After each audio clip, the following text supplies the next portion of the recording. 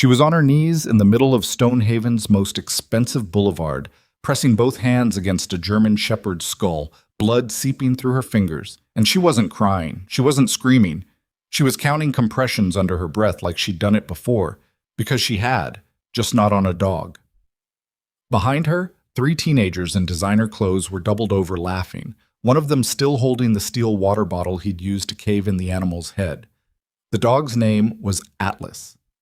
He was 12 years old, retired U.S. Army, and the only family Claire Donovan had left. She whispered, "Stay with me, partner." Then she stood up. If this story moves you, follow along until the very end, and drop a like so more people can find it. Tell me in the comments, what city are you watching from? I want to see how far this story travels. Stonehaven, Maine wasn't the kind of town that made headlines for the right reasons. It sat on the southern edge of Penobscot Bay, all granite coastline and old money, the kind of place where the wealthiest families had been wealthy for 3 generations and everyone else had quietly learned to stay out of their way. The harbor was beautiful. The restaurants were expensive. The police department had 17 full-time officers and a budget that came partly from private donations, which was a polite way of saying it came from the Harlow family.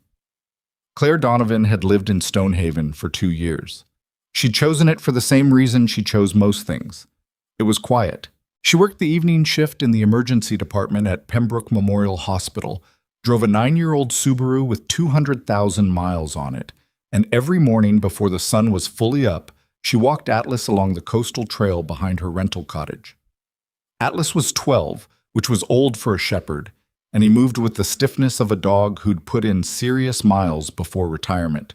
He had a pink scar running from his left ear down through his jaw, shrapnel, not a fight. He didn't bark much anymore. He just walked beside her, steady and deliberate, and that was enough. The people at the hospital thought they knew her. Terry, the charge nurse who'd worked Pembroke's ER for 19 years, had once described Claire to a new hire as competent and a little standoffish, but she'll show up. That was the full measure of her reputation. She was efficient in the bay, clean with her documentation, and she didn't gossip at the nurses' station. She brought her own lunch and ate it alone in the break room. She remembered patients' names, and she didn't make promises she couldn't keep, which made her unusual in an emergency department and invisible everywhere else. She liked it that way. She had worked very hard to like it that way. The evening of the 23rd of April was cool, maybe 50 degrees, with a thin layer of overcast that turned the harbor light gray-gold. Claire had gotten off her shift at 6 and driven home still in her scrubs because she'd forgotten to bring a change of clothes again. Atlas met her at the door, not with excitement exactly, more with the quiet acknowledgement of a dog who understood routine, and she clipped his leash onto his harness and they went out. The coastal trail ran north from her cottage for about 3 miles before it looped back through the edge of Kellerman Green, a manicured park that connected the walking path to the richer neighborhood along Whitmore Drive. She usually didn't go that far, but it had been a hard shift, a 7-year-old who'd come in without a heartbeat and left with one, which should have felt like a victory and mostly just felt like exhaustion. And she kept walking past the loop, following Atlas's unhurried pace along the waterfront, until the trail brought them out at the south end of Kellerman Green. That was where she heard them. 3 male voices, the specific timbre of teenagers who'd never been told no by anyone who mattered. She could hear the laughter before she rounded the bend, sharp, performative, designed to carry. Then she saw them. They were clustered near one of the park benches. 3 boys, probably 17 or 18, dressed in the kind of casual expensive that requires effort. One of them had his phone out, recording. Another one, heavy set, wearing a quarter zip with a small yacht club logo on the chest, was crouched down near a stray cat that had apparently wandered into range. He was dangling something near it, pulling it back when the cat reached for it. The third one, the tallest, was holding a 40-ounce stainless steel water bottle by the neck, swinging it loosely at his side. "Here, kitty," the heavy-set one said, in a voice that had nothing warm in it. Claire slowed her pace. Atlas's ears went up. She didn't say anything yet. She watched for another few seconds, reading the geometry of the situation, the way the tall one kept rolling the water bottle in his grip, the way the one with the phone kept adjusting his angle to capture whatever was about to happen. Then the heavy-set one grabbed the cat by the scruff and tossed it sideways, not gently, and they all laughed. Hey, Claire said. Flat. Not aggressive, just a word with weight behind it. All three of them looked up. The one with the phone, slight, sandy-haired, with the particular expression of someone who'd never been physically inconvenienced in his life, pointed it at her. Hey, nothing, he said. Public park. Put the cat down, she said. Walk away. The tall one, dark hair, wearing loafers with no socks even in 50-degree weather, laughed. Or what? She didn't answer that.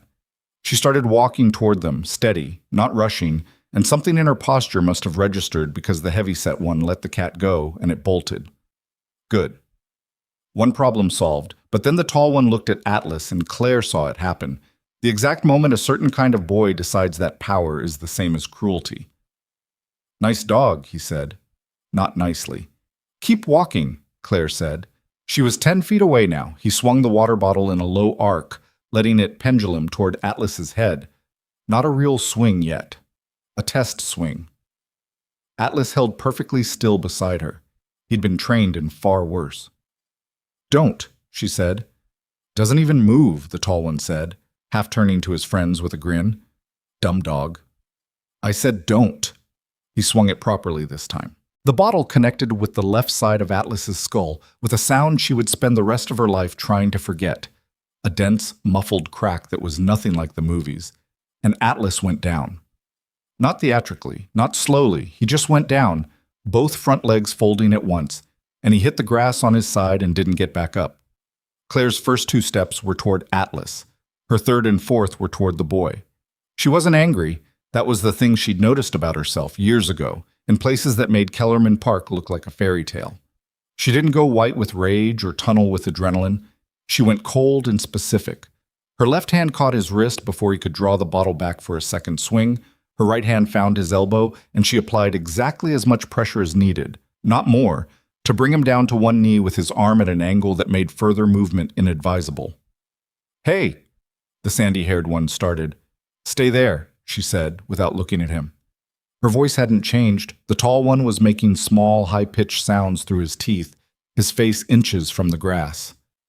I'm going to let go, she said, quietly, close to his ear. You're going to sit down, and you're going to call 911. You're going to tell them a dog was injured, and you need emergency veterinary assistance. You understand me? He made a sound that was probably yes. She let go. He pulled his arm to his chest and scrambled backward, his face cycling through pain and shock, and something she recognized as the specific humiliation of a person who had never been physically outmatched before. He didn't come back at her. They never did when they understood it was a real option, not a performance. She was already on her knees beside Atlas. His breathing was labored, shallow, irregular, the kind of rhythm that told her more than she wanted to know. She ran her hands along his skull with the same systematic discipline she used in the ER, her eyes moving, her mind working. Possible temporal fracture, concussive episode. She could feel a depression she didn't like, subtle but there, behind his left ear. His left pupil was more dilated than the right. Atlas, she said low. Stay with me, partner. His tail moved once, barely. She pulled her phone from her pocket. Behind her, she was dimly aware of the three boys talking in fast, urgent whispers. The sandy-haired one was already on his phone, but not calling 911. She could tell from the cadence. She didn't care about that yet. She called Dr. Lena Park first. Lena ran a veterinary practice on the north end of town and answered on the third ring with the sound of someone who was not surprised to be needed after hours. It's Claire. Atlas is down. Blunt force trauma to the head, possible skull fracture, left pupil dilation, irregular breathing. I need you at Kellerman Green, south entrance. Now. A pause. I'm 20 minutes out. Keep him still. Don't let him try to stand. I know. She hung up. Atlas's breathing had evened out fractionally. She kept her hand on his ribs, light and constant, something for him to track. Then she made the second call. She didn't make it on her personal phone. She made it on a separate one, smaller, older, a number she hadn't dialed in 2 years. It rang twice. Donovan, said the voice on the other end. No greeting, just recognition. I need a favor, she said. Silence. Then, what happened? She told him. 63 words. In her experience, that was usually enough. "Give me an hour," he said. She pocketed the phone. By the time the three boys finished their whispered conversation and the sandy-haired one had lowered his phone, she was still kneeling beside Atlas, still holding her position, still waiting. The tall one was holding his elbow and staring at her with an expression she couldn't entirely read, part fear, part recalibration, the look of someone revising a story they'd been telling themselves about how the world worked.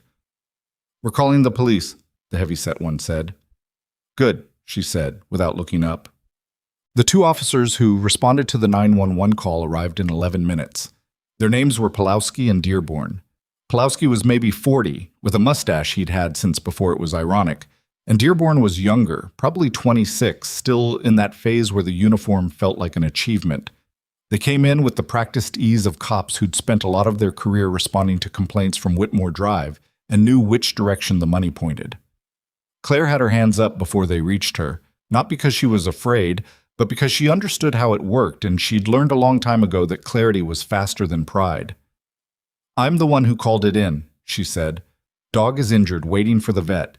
These three boys attacked him." Pulowski looked at the three boys. The tall one, she'd learn his name later, Brody Harlow, 17, only son of Garrison Harlow, had his arm cradled against his chest and was talking before Pulowski had even opened his notebook. "She attacked me," Brody said. "Out of nowhere. We were in the park and she came up and she just grabbed my arm and twisted it. I think it's broken."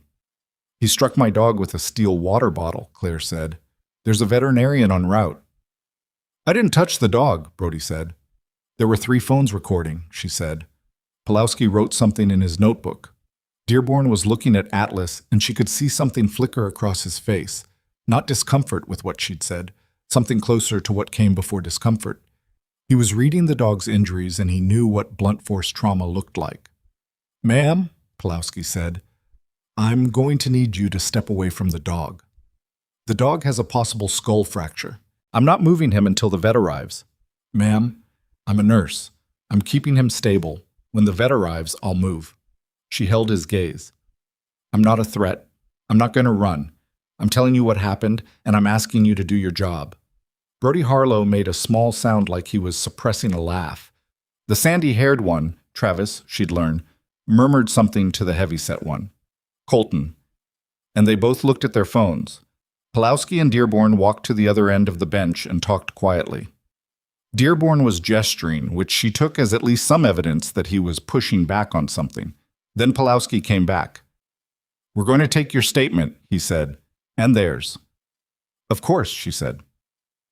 Dr. Lena Park arrived at 17 minutes, 3 minutes faster than she'd projected, in a white SUV with the practice logo on the door.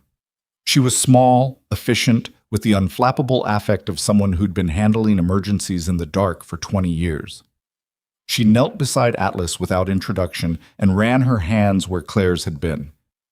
"Good call on the pupil," she said, mostly to herself. "Temporal?"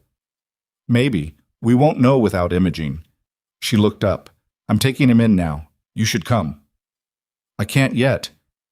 Lena looked at the officers, at the 3 boys, at Claire's hands, still dark with Atlas's blood. "Claire," she said quietly. "I know," Claire said. "Go.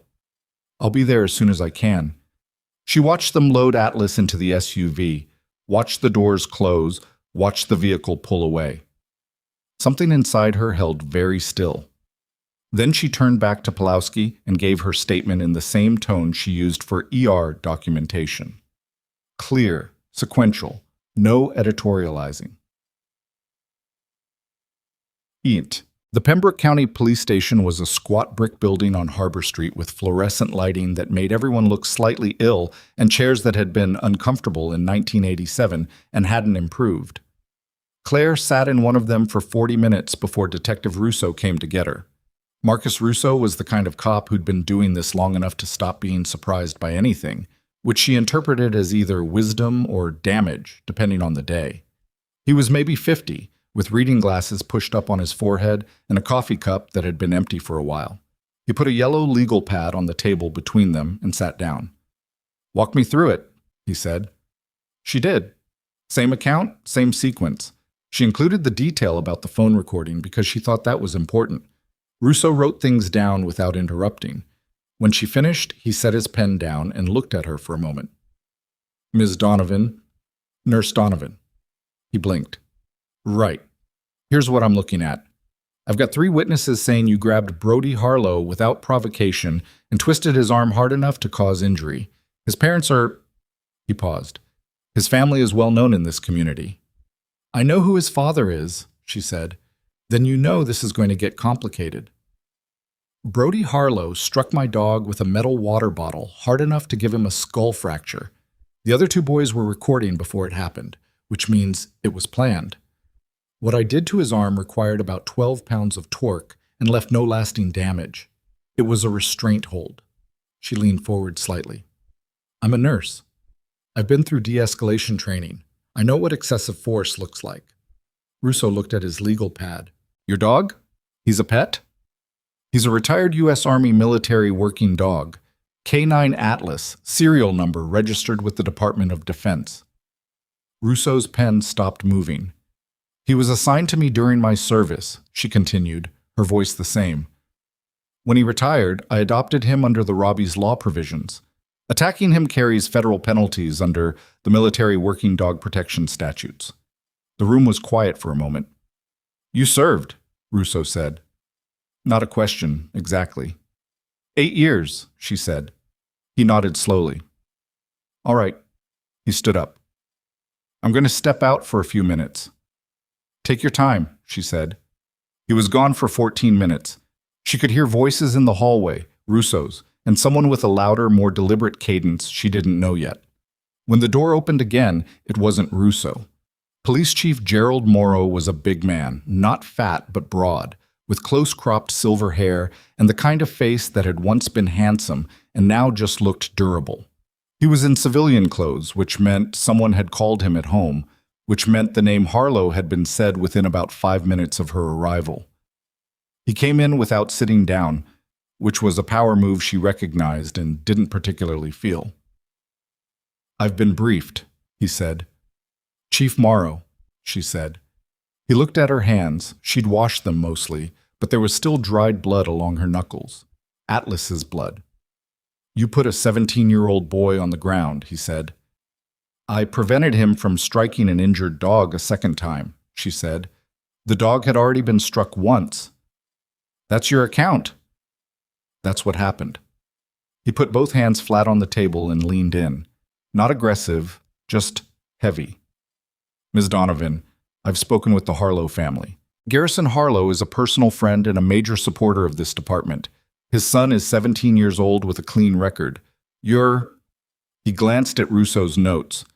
You're a night shift nurse with no real ties to this community. She met his eyes and didn't look away. What I'm telling you, he said more quietly now, is that this is going to go easier if you're cooperative. Brody's lawyer is going to want to file charges. If you cooperate and keep this quiet, maybe we can manage the outcome. You're asking me to drop a complaint against the boy who fractured my dog's skull, she said. I'm asking you to think about what's realistic. She was quiet for a moment. Then she said, Chief Morrow, you just arrested the wrong veteran. He straightened. No one's arrested anyone yet. You will, she said, because Garrison Harlow is going to call you in about 20 minutes and tell you to, and you're going to do it. And that's going to be the thing that makes all of this very complicated for you. Not for me. For you. He stared at her.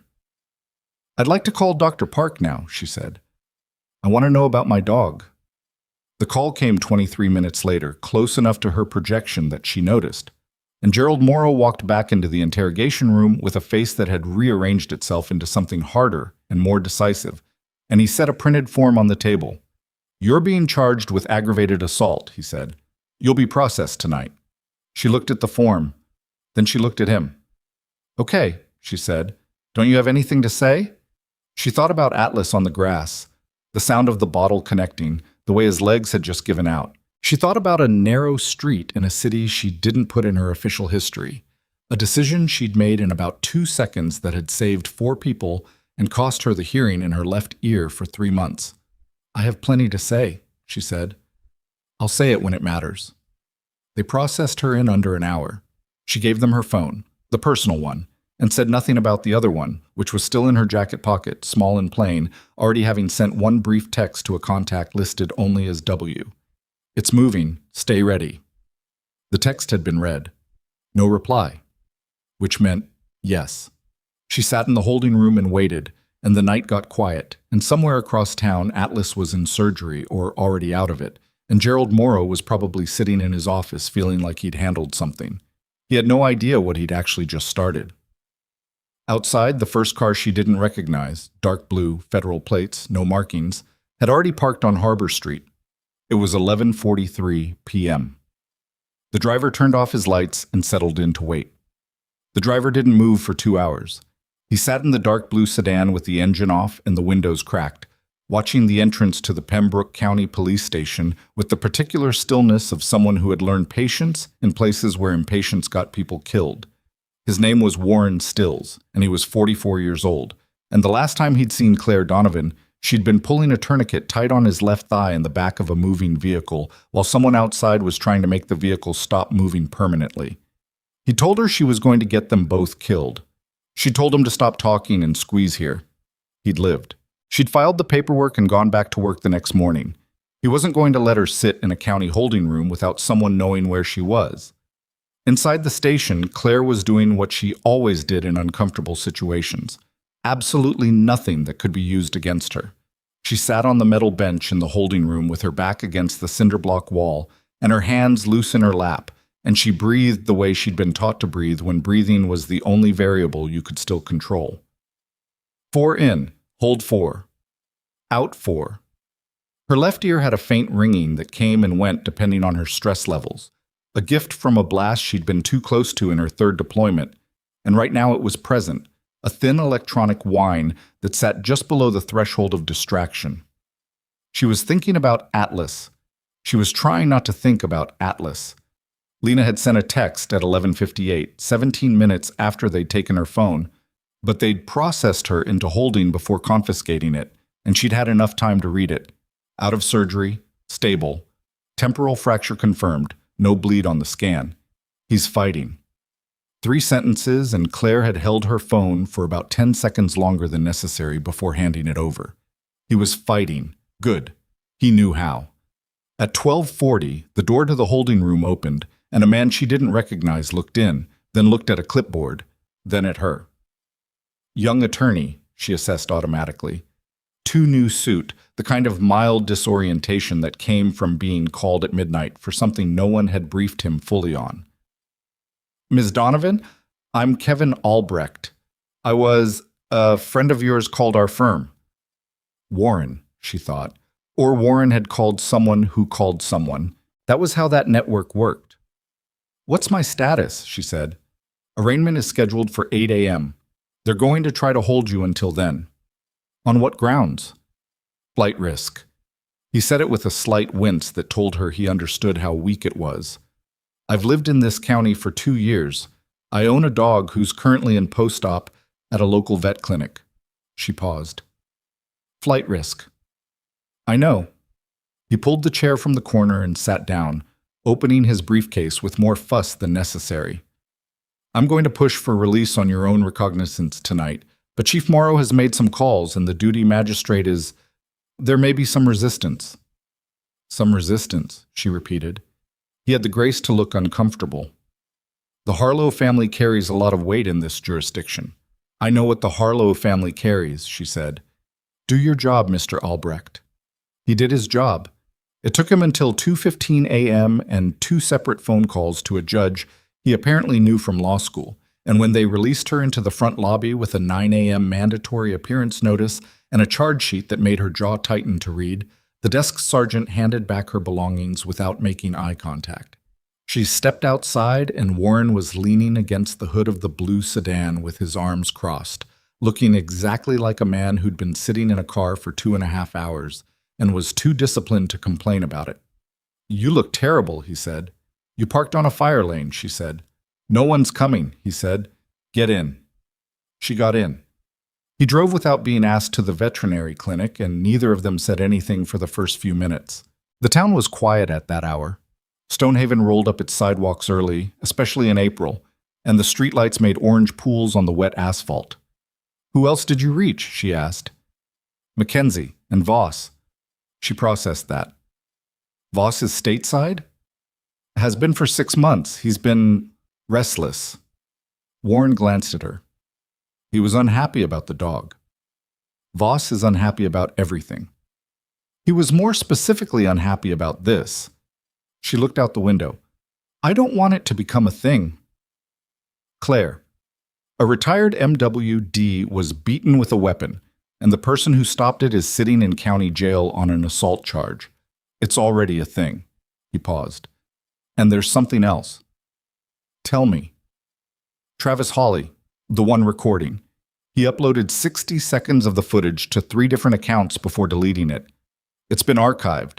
Before anyone could bury it, it was on 6 mirrors. He let that sit. It shows everything. The whole sequence. Brody moving toward Atlas, the swing, the impact, your response, all of it. She turned to look at him. "How many views?" "As of an hour ago, 300,000. And climbing." She was quiet for a moment. "They didn't plan for it to go that way," she said. "No, Hawley wanted a different kind of viral. He wanted the clip of you putting Brody down, without the context of why." Warren shook his head. "He's 17 and he's an idiot. He uploaded the whole sequence before he thought to edit it." "Where's it now?" "Everywhere. You can't unring that bell." He pulled into the clinic parking lot. "People are angry, Claire, not just here." She got out of the car and stood for a moment in the parking lot, looking at the lit windows of the clinic. The night was cold and smelled like salt and low tide. "How's the family responding?" she asked. Garrison Harlow held a brief statement through his PR firm about 40 minutes ago. Said Brody was acting in self-defense after being approached aggressively by an unknown woman in the park. Called it a misunderstanding. Warren came around the car. "He's paying for the spin, but the footage doesn't cooperate." "It never does," she said, and went inside. Lena Park was the only one there. She was at her desk with cold coffee and the particular look of someone who had been awake long enough to stop feeling tired and enter the flatter territory beyond it. She stood up when she saw Claire, and for a second neither of them said anything. "He's stable," Lena said. "He's going to need another 3 or 4 weeks before we know the full extent." "What's the realistic prognosis?"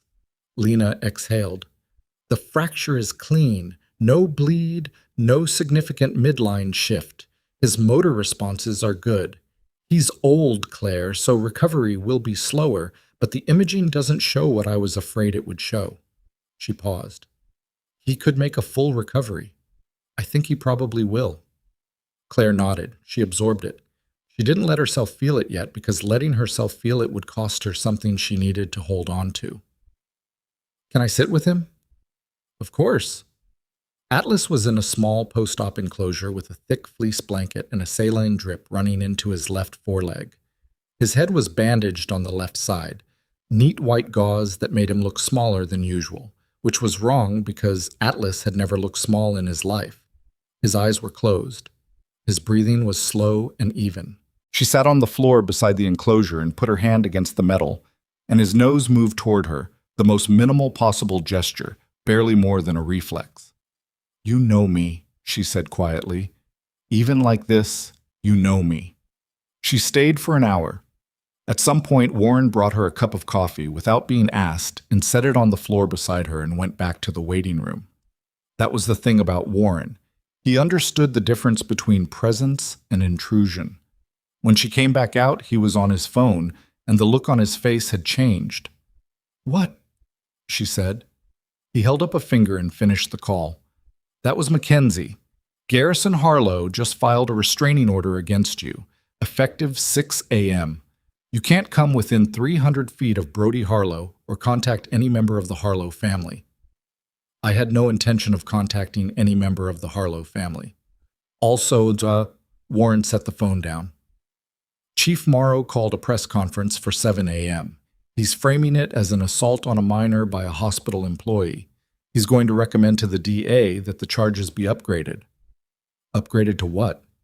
Aggravated assault. Potentially assault with intent to cause grievous bodily harm. The arm thing. Warren rubbed his jaw. Brody's showing a minor fracture of the radial head. His lawyer is claiming it was caused by your restraint. She thought about 12 pounds of torque and a restraint technique she'd learned in a room full of other people who could all apply it in their sleep. A radial head fracture consistent with that technique would require sustained force, she said. It's not possible with the amount of time I had contact with him. I know that, you know that. But Garrison Harlow has 2 orthopedic surgeons on retainer who will testify to whatever he pays them to testify to. Warren looked at her steadily. He's not trying to win in court, Claire. He's trying to win in the press, in this town, before anything federal can get traction. He's trying to bury you fast. She thought about that. He doesn't know what I called, she said. No, Warren said. He doesn't. They stood in the quiet of the clinic parking lot, and the harbor made its low, indifferent sound in the distance. Can you get me to my cottage? She said. I need a shower and clean clothes before 7. I'll drive you. And Warren, she said, I need you to stay out of it publicly. If Morrow sees your face at that press conference, I know how to be invisible. You've been invisible for 4 hours. That's your personal record. He almost smiled at that, which was as close to laughing as Warren Stills usually got. The press conference was held on the steps of the police station in the early gray light of a Thursday morning, and Gerald Morrow stood at the podium in his full-dress uniform and spoke about community safety and the protection of minors and the department's commitment to pursuing all credible allegations of assault. And he did all of it with the measured confidence of a man who had done this kind of thing before and expected the usual outcome. Claire wasn't there. She was at Pembroke Memorial Hospital in the parking lot, sitting in her Subaru with the engine off, reading the transcript on Warren's tablet in real time. Her phone, the personal one, returned at processing, had 47 missed calls and a text thread from Terry at the hospital that had started at 6 a.m. with, "Are you okay?" and escalated through "People are talking, and management is going to want to speak with you," and arrived at "Claire, please call me." She called Terry. "I'm okay," she said when Terry picked up. "Claire, they're saying there's a lot being said." "I know what they're saying." Was it? Terry stopped, started again. "I saw the video, the whole thing. I saw what that boy did to Atlas." "He fractured his skull," she said. "He's stable. He's at Dr. Park's clinic." A pause. "What do you need?" "I need to know what management is saying." Administrator Phelps had a 7 a.m. meeting with HR and the department chief. "I don't know what was decided, but Claire, I don't think you should come in today. I have a mandatory 9 a.m. appearance. I'm not coming in today." She watched a hospital transport van pull into the lot. "Terry, whatever they decide, it's going to be fine, okay? You sound very calm." "I am calm." "That's actually more alarming," Terry said, and hung up. The 9 a.m. arraignment lasted 11 minutes.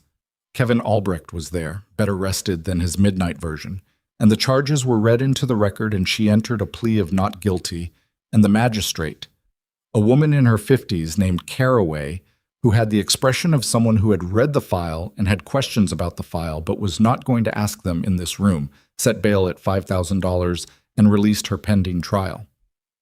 In the lobby afterward, while Albrecht explained the next steps in the measured tones of someone who dealt in legal timelines, her phone buzzed. A text from the small secondary phone.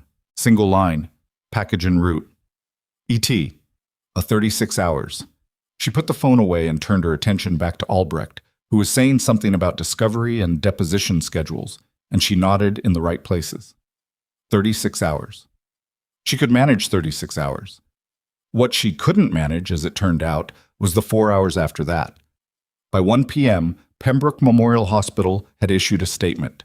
She read it on her phone standing in Lena's clinic, having come back to sit with Atlas again because it was the only place she felt like she could think straight. Pembroke Memorial Hospital has been made aware of an incident involving one of our nursing staff. In the interest of maintaining the trust and safety of our community, and pending the outcome of ongoing legal proceedings, the staff member in question has been placed on indefinite administrative suspension. We are committed to upholding the highest standards of professional conduct. She stopped reading. She'd expected it. She had genuinely expected it. And it still landed differently than she'd expected it to land. Not devastatingly, not like grief, but with a dull, specific weight that settled in her chest and stayed there. 2 years. She'd spent 2 years building something quiet and functional, something that worked, something that felt close to a life. And Garrison Harlow had spent about 12 hours taking it apart without breaking a sweat. Lena appeared in the doorway of the back room, read her face without needing an explanation, and said, "You can stay here as long as you need." "I'm not doing you any favors right now," Claire said. "If Harlow decides I'm a liability, let him try," Lena said, in a tone that suggested she had been waiting for the opportunity. "I've been in this town for 15 years. My family has been in this town for 40. Garrison Harlow is welcome to explain to the Stonehaven Veterinary Association why he wants to pressure a clinic treating a retired military working dog." She folded her arms. "Let him make that call." Claire looked at her. "Thank you," she said. It wasn't easy to say. She meant it. By 3 p.m., the internet had found the story properly. The 60 seconds of footage had been picked up by 3 national news aggregators, and the narrative had simplified into the kind of single-sentence version that traveled fast. Retired military K9 beaten by billionaire's son, nurse who stopped attack arrested. The comments under every version of the story were what they were, a mix of fury and noise, but the volume was real, and it was building. Garrison Harlow made a second statement at 4 p.m., this time through an actual lawyer rather than a PR firm, and the language shifted. Less spin, more legal positioning. The shift you made when you understood the first approach wasn't working. The statement mentioned Atlas's age and uncertain military status, and questioned the proportionality of the response from the individual involved. "He's trying to muddy the MWD status," Warren said. He'd come back to the clinic at noon and hadn't left, which she'd stopped trying to argue with. If he can get people questioning whether Atlas actually qualifies under the protection statutes. "Atlas's serial number is on file with the DOD," she said. "His adoption paperwork is registered. There's no question about his status." "There's no legal question, but if Harlow can create public doubt, he can slow things down." Warren looked at his laptop screen. "He's hired a former JAG attorney, which tells me he knows the federal angle is coming, and he's trying to get in front of it." "He can't get in front of it." "Not really, but he can make noise." Warren's phone buzzed. He picked it up, read something, and his expression changed in a subtle way she'd learned to read over the years as significant and not good. "What?" she said. "Animal control showed up at your cottage an hour ago with a seizure order." He set the phone down. "There's nobody home, obviously, and Atlas is here, but the order is on the door. Garrison Harlow's attorney filed a petition claiming Atlas poses a public safety threat and requesting he be surrendered to county custody pending a behavior assessment." The room was very quiet. "A behavior assessment," she said. "County facility. Mandatory 72-hour hold, after which—" Warren stopped. "After which they can recommend euthanasia," she said. "If they determine he's a threat." Warren didn't say anything. She stood up. She was very still, the way she got still when things were bad enough that movement felt like waste. She was thinking about Atlas, not the Atlas on the fleece blanket with the saline drip, but the Atlas from 8 years ago, 40 pounds heavier, moving through a compound in the dark ahead of her like water moving downhill, purposeful and exact. The best partner she'd ever had in any environment, military or otherwise. She was thinking about the morning she'd signed his retirement papers, and the base commander had clapped her on the shoulder and said, "That dog saved more lives than we'll ever count," and she'd said, "I know, sir," and meant every syllable of it. They were trying to euthanize him. They were going to file paperwork to have a 12-year-old retired military working dog euthanized because his owner had stopped someone from beating him a second time. "Can Lena refuse the seizure?" she said. "If he's a patient under active veterinary care, the order gets more complicated. There's case law." Warren was already typing. "But Harlow's lawyer will argue he's not in immediate danger, that the seizure order supersedes. Get Albrecht on it, tonight. Already texting him." She made a decision. She walked to the back room, knelt beside Atlas's enclosure, and put her hand flat against the door. "I'm not letting them touch you," she said, quietly enough that only he could hear. "I need you to keep fighting for another 36 hours. His tail moved. Twice this time. She stood up and walked back out and called the number that had texted her earlier. It rang once. Timeline just changed, she said. They filed a seizure order for the dog. I need it to be faster. A pause. A long one. The kind of pause that came before a logistical problem being rapidly recalculated. 22 hours, the voice said. Make it 18, she said. Another pause. I'll see what I can do. She hung up. Warren was watching her from across the room with the expression he got when he understood the shape of something but not all the details. Who is W? He said. She looked at him. What? Your secondary phone. I saw the contact when you were on with Lena. Just the letter W. She held his gaze for a moment. Someone who can fix things I can't fix from here, she said. Rank? Above mine. That covers most of the military, Warren said. She almost smiled. Yeah, she said. It does. At 7:43 p.m., Kevin Albrecht called. She could hear from the first syllable that the news was going in the wrong direction. The magistrate upheld the seizure order, he said. Modified. They're giving Dr. Park until 10 a.m. tomorrow to certify Atlas as medically critical, which would delay transfer. But if she can't meet that threshold, County Animal Control has authority to collect him at 10. 10 a.m. That was 15 hours. Work the medical angle, she said. What does Lena need to document? Active neurological instability. I've already sent her the framework. She's going over his charts. Albrecht hesitated. Claire, I have to be honest with you. The medical hold is a delay, not a fix. Harlow's attorney is very good, and they will push back on whatever Dr. Park files. We need something else to happen before this gets to a collection order. Something else is happening, she said. I need until 10 a.m. A pause. I'll do everything I can to get you that. She hung up. Warren was still in the room. Outside, the harbor was fully dark and the temperature had dropped another 5 degrees. Her phone buzzed, a number she didn't have saved. She answered it. Nurse Donovan? The voice was female, professional, with the clipped efficiency of someone who did not waste words. My name is Special Agent Dana Mercer. I'm with the Federal Bureau of Investigation, Joint Crimes Task Force. I'm in Stonehaven.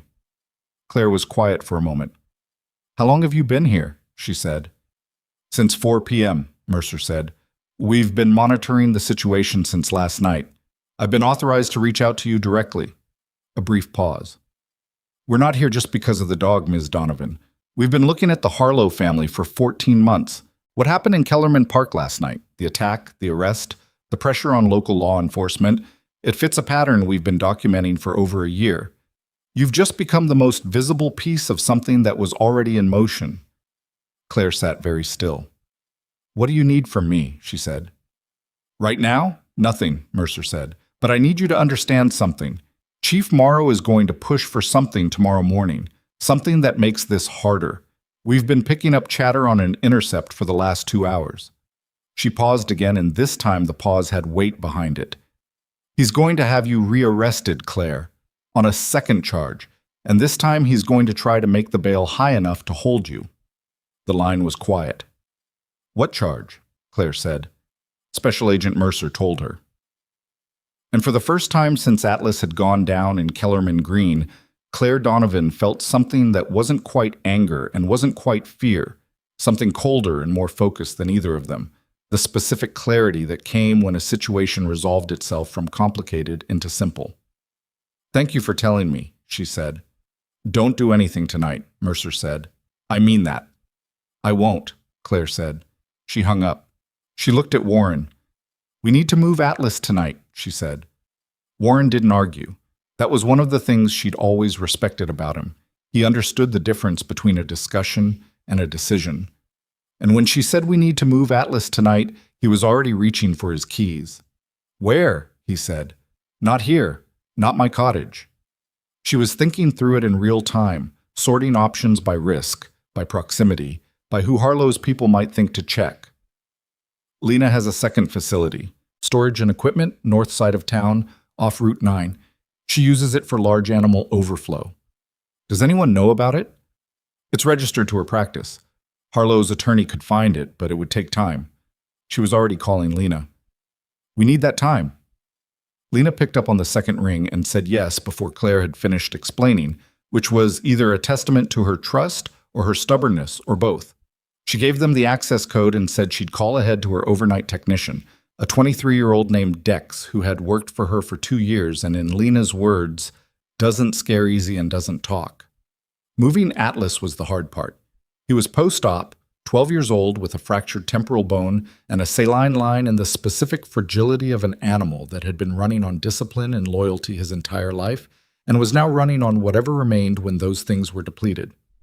Lena supervised the transfer herself, which meant Claire didn't have to argue about protocol. They loaded him into the back of Lena's SUV in a padded transport crate with the IV bag hanging from a hook Warren fashioned from a coat hanger he found in the back, and they drove north on Route 9 with the headlights low and no unnecessary conversation. The secondary facility was a converted barn, functional, clean, nothing aesthetic about it, and Dex was waiting at the side entrance with the lights already on inside. He was lanky and young and looked at Atlas with the focused seriousness of someone whose feelings were large and not something he intended to discuss. "I've got him," he said, and he meant it the way people meant things when they weren't performing. They got Atlas settled. Lena did a secondary check of his neurostatus, pupils, tracking, reflexes, and pronounced him stable and irritated, which she said was a good sign. "Irritated means he's in there," she said. "Stable means he's staying." Claire stayed for 20 minutes, then told Warren to drive her home. He pulled up to her cottage at 11:40. The animal control notice was on the door, exactly where he'd said it would be. Yellow paper, county seal, the specific bureaucratic language of an institution that considered itself unassailable. She peeled it off and folded it and put it in her jacket pocket. Then she went inside. The cottage was the same as she'd left it that morning. Atlas's water bowl was on the kitchen floor, still full. His bed was in the corner of the main room, a thick orthopedic pad she'd bought when his hips started giving him trouble in cold weather. She stood in the kitchen for a moment, looking at those two things, and then she made herself a cup of coffee and sat at the table and thought. The second charge Mercer had mentioned was obstruction of justice. Morrow was going to claim she'd made calls the night of her arrest that interfered with the investigation. Specifically, that the second phone was evidence of attempts to contact witnesses or coordinate a cover story. It was thin. It was legally thin, and Albrecht would shred it in discovery. But thin didn't matter if the goal was simply to push bail high enough to hold her until Harlow's machinery had enough time to do what it was built to do: outlast, outspend, and exhaust. She understood the play. She'd seen versions of it before, in different contexts, against different kinds of people who thought that institutional weight was the same as being right. The problem was the timing. Mercer had said 18 hours at the absolute earliest. The rearrest was coming in the morning. She didn't know the exact hour, but early, probably before 8, before she had time to get to the courthouse and file anything preemptive. If they held her through the morning, Atlas could be collected before Albrecht could get a medical hold extension. She drank her coffee and thought about it and reached for her secondary phone. The contact she needed wasn't W. It was a different entry, labeled only with a single initial and a number she'd been given 3 years ago in a briefing room in a building in D.C. that officially didn't hold briefings. She composed a text. 11 words. Then she set the phone on the table and waited. The reply came in 4 minutes. Already moving. Morrow knows by 0600. That's the best I can do. She read it twice. 6 a.m. That was 5 hours from now. It would have to be enough. She didn't sleep. She lay on her bed with her jacket on and her shoes on and the small phone on the pillow beside her, and she watched the ceiling and let her mind do what it needed to do. She thought about the last time she'd been in a situation where the outcome depended on timing she didn't control. And she thought about what she'd done that night, and she thought about what it had cost and whether she'd make the same call again. She almost always would. That was its own kind of information about herself. At 5:47 a.m., her secondary phone buzzed with a text that was just a single word. Done. She sat up. At 5:59, Gerald Morrow's personal cell phone received a call from a number with a D.C. area code. She didn't know exactly what was said on that call. She knew what the caller's rank was because the contact had told her, and she knew that it was sufficient. sufficient in the specific way that a conversation between a small-town police chief and a two-star army general at 6 in the morning is sufficient to realign certain priorities quickly. At 6:15, Kevin Albrecht called her. "I just got a very strange call from the DA's office," he said. "Repeat, they're pulling the obstruction charge." "Okay," she said.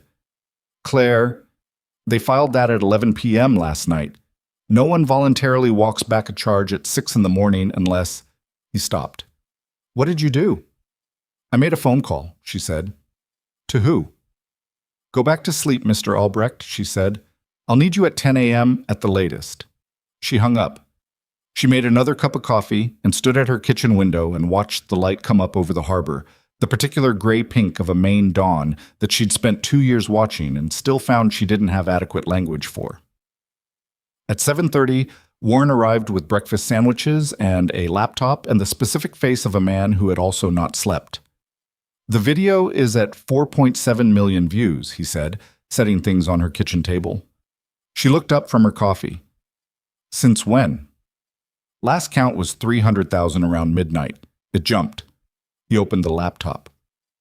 "A veterans advocacy organization out of D.C. shared it at 2 a.m. Military working dog community picked it up, it went to the broader veteran community, and then mainstream, 4.7 million. Climbing." She thought about Harlow's PR statement from the day before, the uncertain military status language, and understood now why it had been a miscalculation. The military working dog community was small, tight, and very specific about its animals. Questioning Atlas's status had not created doubt. It had created attention. "There's a convoy," Warren said. She looked at him. "Veteran groups. They've been organizing online since about 3 a.m. There's a convoy of—" He checked his screen. "Somewhere between 60 and 100 vehicles staging at the county line. They're planning to drive through Stonehaven at noon." She was quiet for a moment. "That's going to make Morrow's morning interesting," she said. "There's something else." Warren turned the laptop toward her. It was a news clip, local station, from about an hour ago. Chief Morrow at his desk, a reporter across from him, the kind of interview that had been arranged to look spontaneous. She didn't need sound. She could read his body language well enough. He was uncomfortable. His shoulders were too tight, and he kept touching the edge of his desk, which was the behavior of a man who had received unexpected information and was trying to process it in real time while pretending he wasn't. "Someone got to him," she said. "Your general, I'm guessing," Warren said. "He's not my general," she said. "He made a call at 6 in the morning on your behalf," Warren said. "He's a little bit your general." She almost argued with that and decided it wasn't worth the energy. At 9:15, she drove to Lena's secondary facility and spent 40 minutes with Atlas. He was more alert than the night before. His eyes tracked her when she came in, and when she put her hand against the crate, he pressed his nose to it, not weakly. He was there. He was in it. "Stubborn," Lena said from the doorway. "Like someone else I know." "How are his pupils?" "Equalizing. We're not out of the woods, but the trajectory is good." Lena came in and stood beside her. "What happens today?" "Something moves," Claire said. "I don't know exactly how." Lena nodded. She didn't ask for more than that, which was one of the reasons Claire had come to trust her. She was in the parking lot of the county courthouse at 10 a.m., standing next to Warren's car, when the first black SUV came down Harbor Street. Then another. Then two more. They moved in a tight formation that was not casual, had never been casual, was organized in the particular way that people who spent years learning how to move in coordinated groups moved when they meant it. Federal plates. Albrecht appeared at her elbow. "Do you know what this is?" "Yes," she said. "Care to tell me?" "Watch," she said. The SUVs pulled to the curb in front of the police station. 6 people got out, not in a hurry, not dramatic about it. 4 in tactical vests with FBI in yellow across the back, 1 in a dark suit, and 1 in army dress uniform. The one in the suit was Special Agent Dana Mercer, who was shorter than Claire had expected and moved like someone who had been underestimated her entire life and had long since decided to simply be better than everyone instead. The one in army dress uniform was a man in his late 50s, 2 stars on each shoulder, with the kind of bearing that made you straighten slightly just from proximity. Albrecht made a sound beside her. "That's a major general," he said. "I know," she said. "Claire, who are you?" She didn't answer. Major General Raymond Thatch had served 31 years and had never been theatrical about any of it. He walked into the Pembroke County Police Station at 10:04 a.m. on a Thursday morning. The same way he walked into every room, like he'd already considered the layout and found it adequate. And he asked for Chief Morrow by name. She wasn't in the room when it happened. She was standing in the lobby with Warren and Albrecht, and she heard it through the glass. Morrow's voice first, the particular cadence of a man who thought he still controlled the room, and then Thatch's voice, which was not loud but had a quality that carried through walls without effort. She caught fragments. Serial number on file with federal jurisdiction under Sergeant Donovan's service record. And then Morrow's voice, different now, lower. "I wasn't aware that," and Thatch, with a patience that was its own form of severity, "That's what I'm here to correct." Mercer came back out at 10:22. She found Claire in the lobby and looked at her for a moment, the kind of look that was doing a quick inventory, and then said, "Conference room, now, both of you." She meant Claire and Albrecht. The conference room had a projector and a table with 8 chairs and the particular stillness of a room that was about to be used for something that mattered. Mercer set a laptop on the table and connected it without ceremony. "I'm going to show you what we have," she said, "and then I'm going to tell you what happens next. And you're going to need to not ask me questions I can't answer yet. Can you do that?" "Depends on the questions," Claire said. Mercer looked at her. Something shifted in her expression, not quite a smile, but its precursor. "Yeah," she said. "Okay." What Mercer had was substantial. 14 months of surveillance, financial records, intercepted communications, and 4 cooperating witnesses who had provided statements in exchange for reduced exposure. The Harlow family, Garrison specifically, but not only Garrison, had been running a systematic influence operation that encompassed 3 members of the Stonehaven City Council, the mayor's chief of staff, and centrally, Gerald Morrow. Money moved through a private foundation registered in Delaware, disguised as community development grants, and came out the other side as cash payments, county contracts awarded without competitive bidding, and legal expenses covered for individuals who, at various moments, had needed to make problems disappear for the Harlow family. Brody's arrest 2 years ago, assault charge, another teenager, eventually dropped, was in the file. A building inspection that had cited a Harlow property and then vanished from the records. A zoning variance worth approximately $4 million in development potential approved 9 days after a $60,000 grant reached Morrow's personal foundation. "How long has Morrow known you were here?" Claire asked. "Since about 6:30 this morning," Mercer said. "Your general's call moved faster than our timeline, which," she paused, "was actually useful. Morrow spent the last 4 hours making phone calls to people he shouldn't have called, and we have all of them." "He accelerated things for you," Warren said from the corner. "He did," Mercer said. "People who think they're in control make mistakes at a different rate than people who know they're exposed. He knows something is wrong but doesn't know the full shape of it yet." She looked at Claire. "The dog seizure order. That was Garrison's play, not Morrow's idea. Garrison wanted leverage, something to hold over you, to make you cooperative, or make you look unstable." She let that sit. It backfired. The footage of what Brody did to Atlas is the thing that moved public opinion fast enough that we needed to accelerate. "The convoy at the county line," Claire said. "That didn't hurt," Mercer said. Albrecht, who had been taking notes, looked up. "What's the immediate next step?" Mercer closed the laptop. "We execute search warrants on the Stonehaven Police Department financial records and the Harlow Family Foundation within the hour. Simultaneously, we make Morrow aware that he is under investigation and offer him a conversation." She paused. "I say conversation. He'll understand what it is." "And Garrison Harlow?" "His attorney received a call 20 minutes ago. He's cooperating with his lawyer right now, which will last approximately until he understands the scope of what we have, at which point I expect him to stop cooperating." She looked at Claire directly. "Your charges will be dismissed. The assault charge against you has no evidentiary basis, and the DA has been made aware of that. The obstruction charge is already withdrawn." She pulled a single sheet from a folder. "I need you to formally acknowledge receipt of your service record summary and the DoD documentation for K9 Atlas. It's being entered into the federal record as of today." Claire took the sheet. She read it, though she already knew what it said. Her service record in summary form looked strange to her, the way your own handwriting sometimes looked strange, familiar in content, odd in form.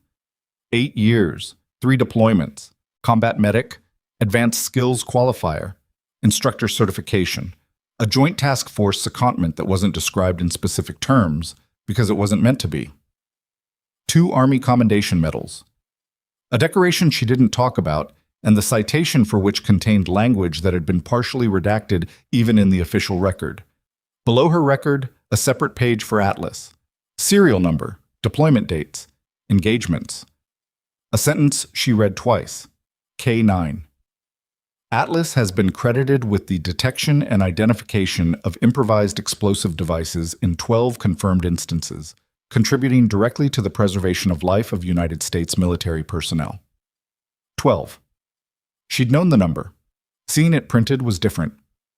"Sign here," Mercer said, not unkindly. She signed. At 11:03, Major General Thatch came into the conference room.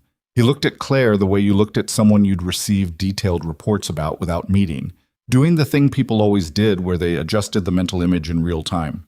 She stood up and he held out his hand. "Sergeant Donovan," he said. "Sir," she said. "I've read your file 3 times in the last 12 hours, he said. "That's not a complaint, it's a context." He sat down at the head of the table, unhurried. "I want to explain what's happening in the next hour because you've earned the right to know it before it happens." He walked them through it without notes, which told her he'd been doing this long enough that the process was internal. Search warrants executed simultaneously on the police department, the Harlow Family Foundation offices, and Garrison Harlow's personal financial records. Morrow to be interviewed on premises. If the interview went as expected, a formal notification of investigation to follow. Garrison Harlow's attorney already knew the scope. The only remaining variable was whether Garrison chose to cooperate or accelerate toward indictment. "Brody Harlow," Claire said. Thatch looked at her. "He's 17, she said. "I want to know what happens to him." "The DA is pursuing charges for felony animal cruelty under the Federal Military Working Dog Statutes," Thatch said. "That's a federal crime, not a juvenile matter. He will be charged as an adult." He held her gaze. "I understand if that's complicated." "It's not complicated," she said.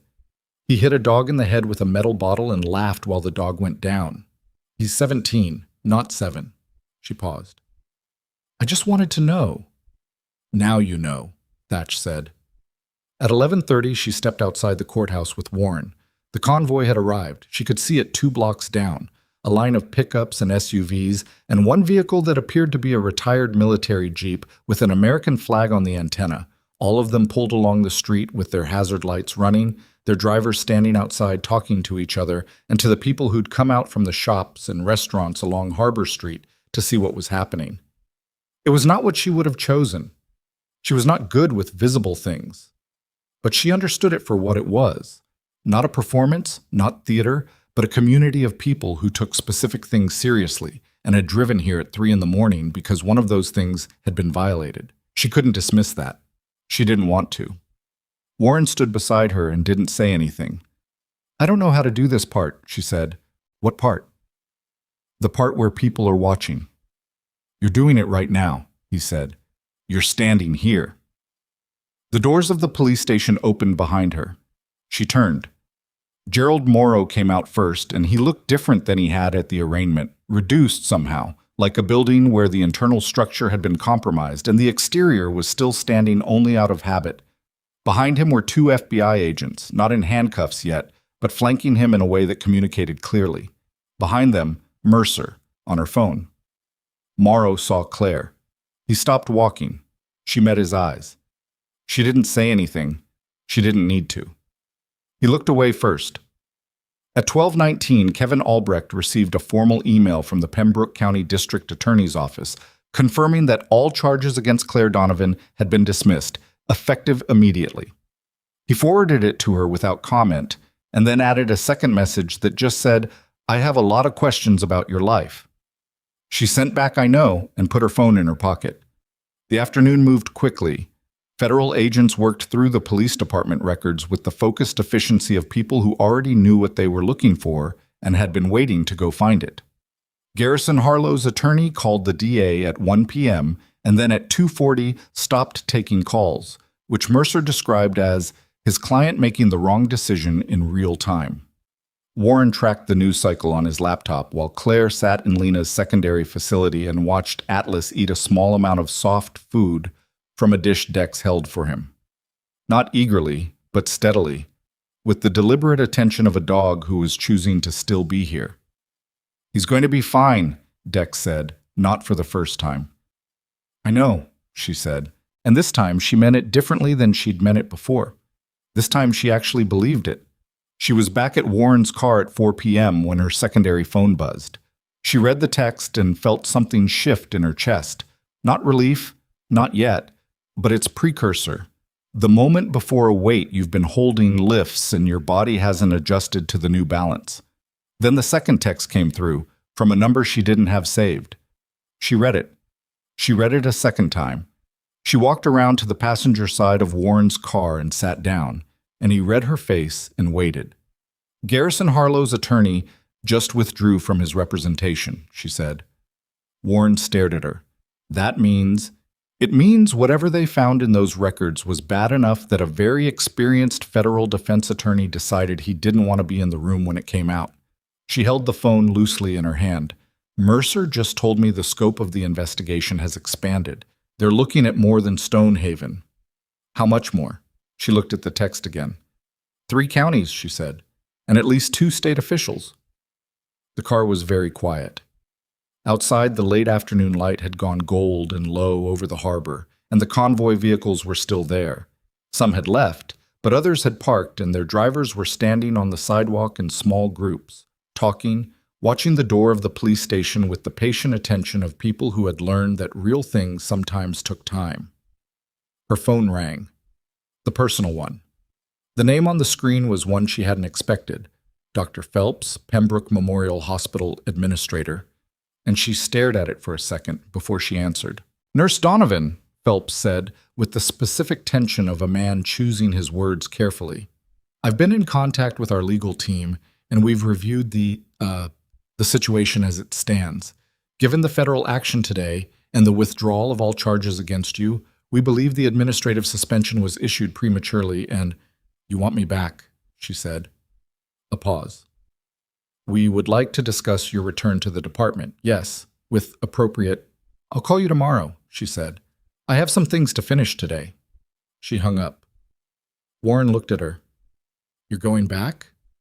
"I don't know yet." She watched the police station door.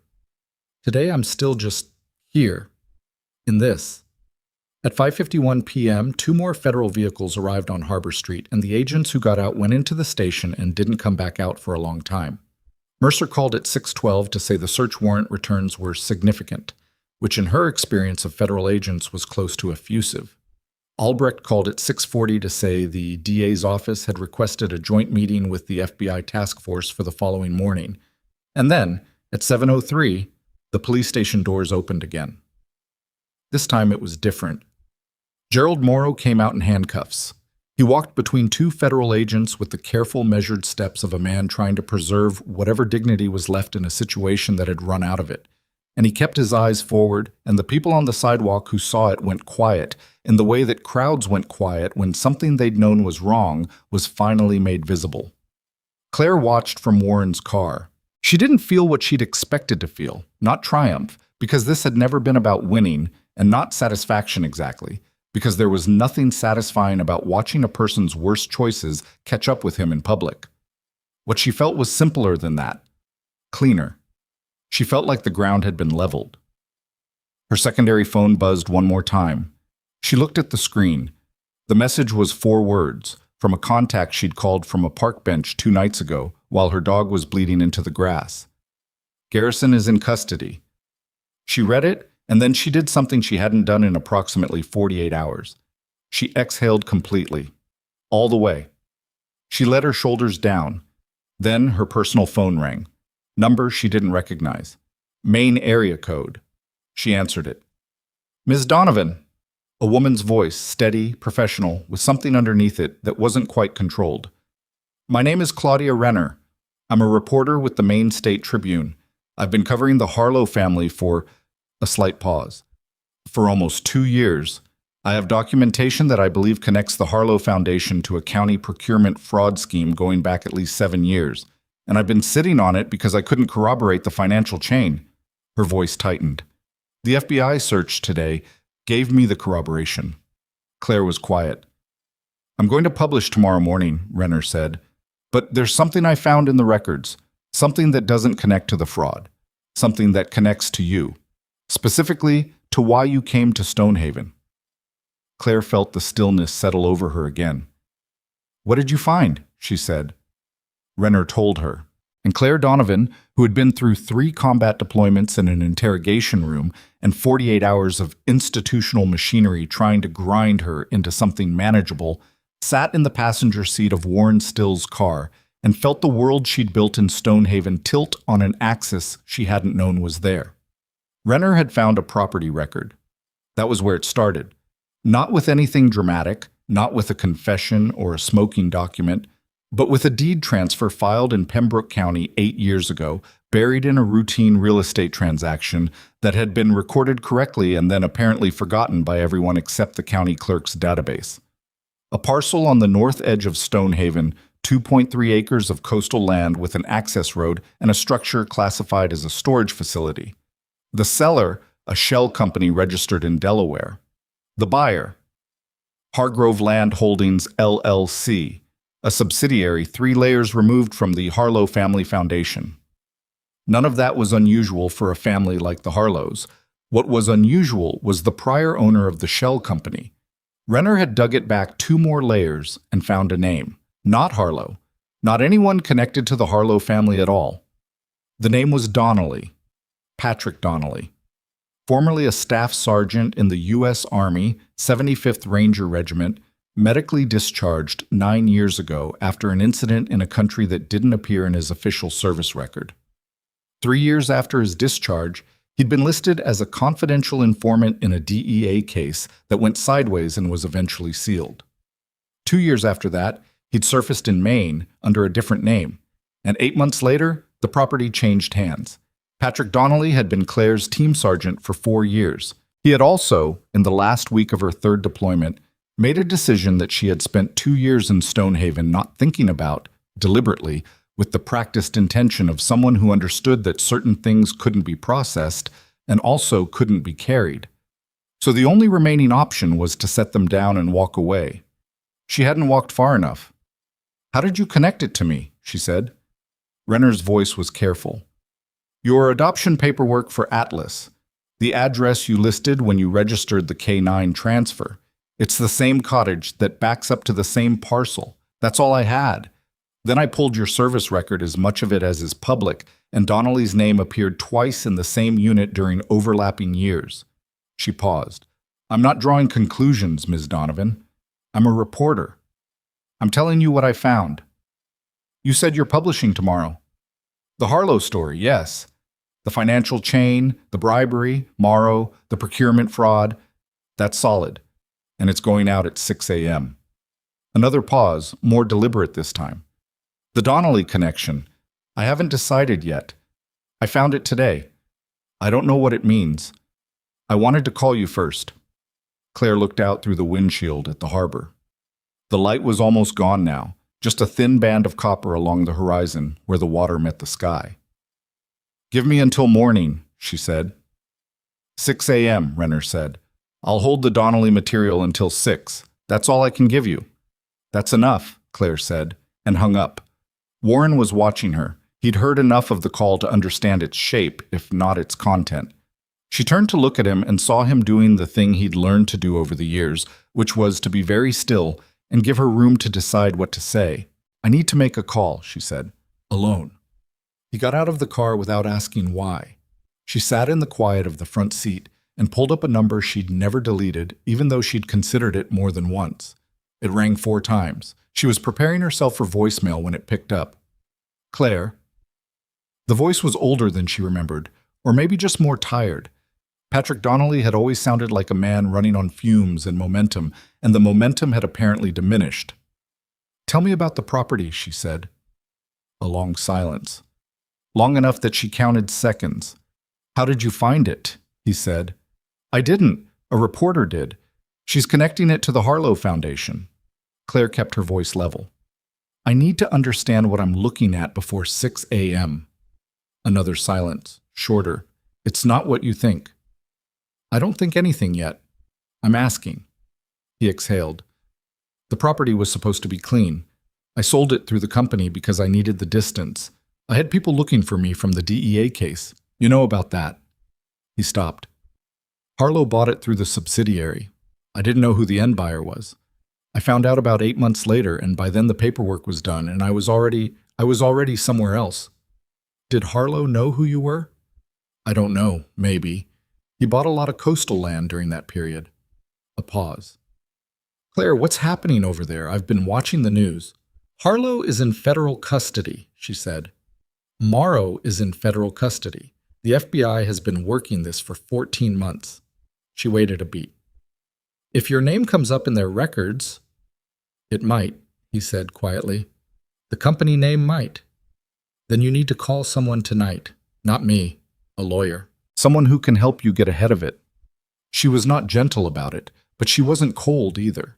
It was the tone she used for patients who needed to hear something real. Patrick, whatever happened over there, whatever you decided, you've been running from it for 9 years. This is the moment where running stops being an option. He was quiet for a long moment. Are you going to be okay? It was such a specific question from such an unexpected place that she didn't answer it immediately. Yes, she said, finally. I'm going to be okay. She meant it. That was new. She got out of the car. Warren was standing 20 feet away, looking at the harbor, hands in his pockets. She walked to him. Old case, she said. Nothing connected to what's happening now, but I need to make one more call tonight. Mercer, he said. Mercer, she said. She called Mercer's direct line. The agent picked up on the second ring. She sounded alert, which meant she'd been at this for most of the day and had moved past tired into operational.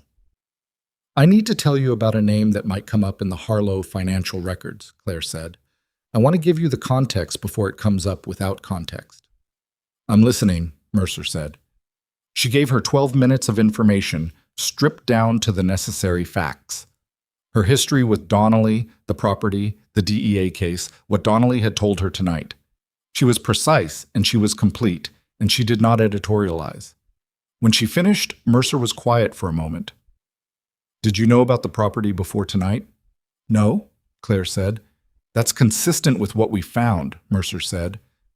The company name appears in 2 transactions in the Harlow records. We flagged it for follow-up. It's peripheral. It's not part of the Maine financial chain. A pause. The reporter who found it, she's holding it until 6 a.m. She wanted to call me first.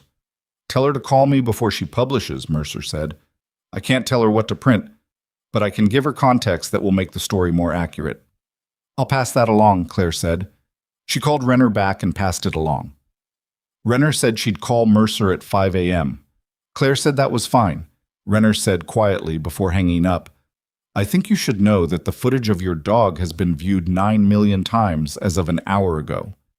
She said it without framing it as good news exactly, just as information, the way a journalist reported things. People are very angry, she added. Not at you. I know, Claire said. I thought you should know what this looks like from outside. Thank you, Claire said. She put her phone in her pocket and stood in the harbor dark with Warren beside her. And for a minute, neither of them said anything. And that was fine. That was actually fine.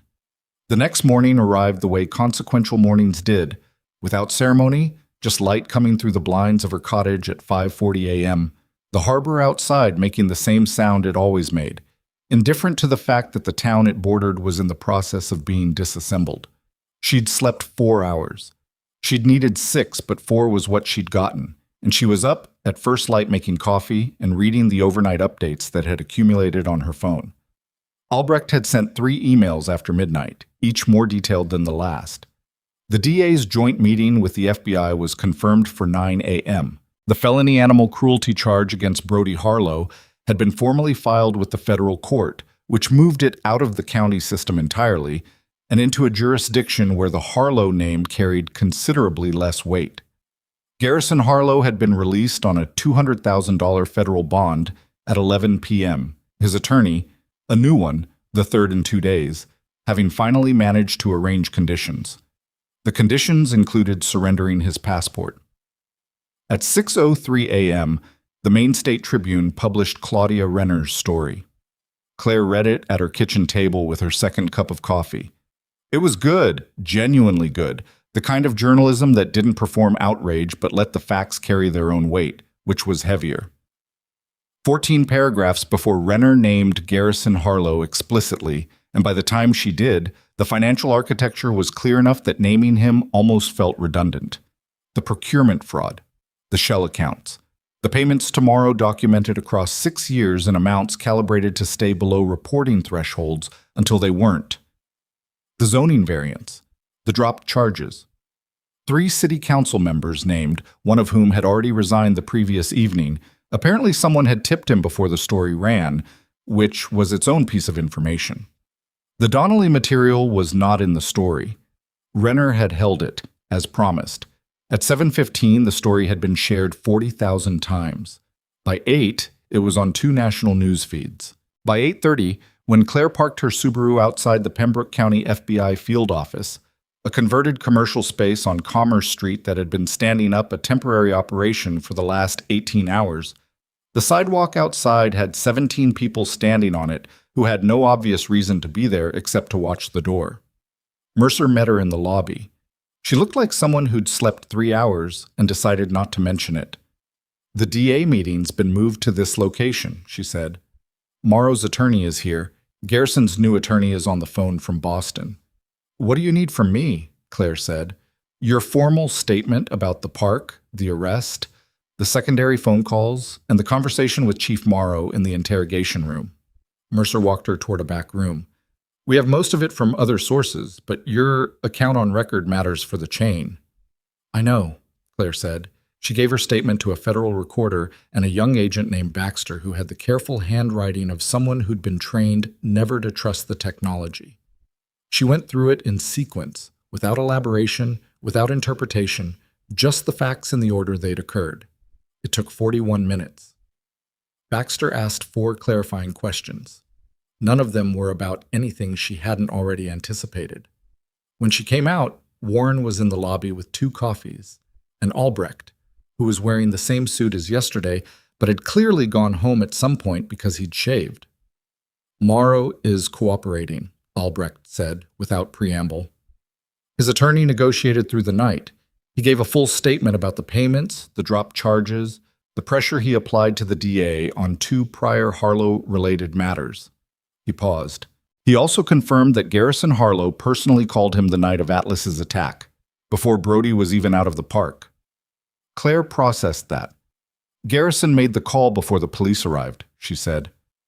40 minutes before Pulowski and Dearborn responded to the scene, Albrecht confirmed. The family had a protocol. Any incident involving Brody, Garrison was called first. Garrison then called Morrow. Morrow managed the outcome. He looked at her steadily. This wasn't improvised. This was a system they'd been running for years. She'd known something like that was true. The speed of Morrow's arrival at the station, the charge sheet ready too quickly, the comfort of someone who'd done this before. But knowing it and having it on the record were different things. "The 2 prior incidents," she said. "What were they?" Albrecht hesitated, the specific hesitation of a lawyer deciding how much to share. "One was another assault," he said. "A different minor, 2 years ago. The charges disappeared before arraignment." He set down his coffee. "The second was a DUI. Brody was 16. It was handled administratively. License restriction, no criminal record. Morrow facilitated both." She thought about a 17-year-old who had grown up understanding that consequences were optional, who had stood in Kellerman Park with a steel water bottle and a phone to record it, and zero expectation that anything would happen to him. She thought about the specific kind of damage that did to a person, not excusing it, just understanding the architecture of how someone became that. "Are there other victims?" she said. "The FBI is looking," Albrecht said. At 10:40 a.m., she was back at Lena's secondary facility. Atlas was sitting up, not standing, sitting, which was a negotiation between his body and his ambition, but upright. On the padded surface Dex had arranged with 3 stacked veterinary blankets, his head level, his eyes tracking when she came through the door. She stopped in the doorway. He made a sound. Not a bark. Atlas hadn't barked unprompted in at least 2 years, but a low, specific vocalization she recognized as the one he used when he was identifying something important.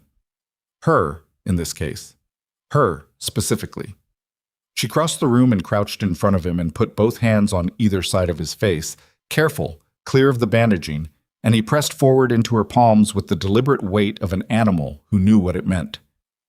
"You stubborn old soldier," she said. His tail moved in a slow, complete arc. Once, twice, 3 times.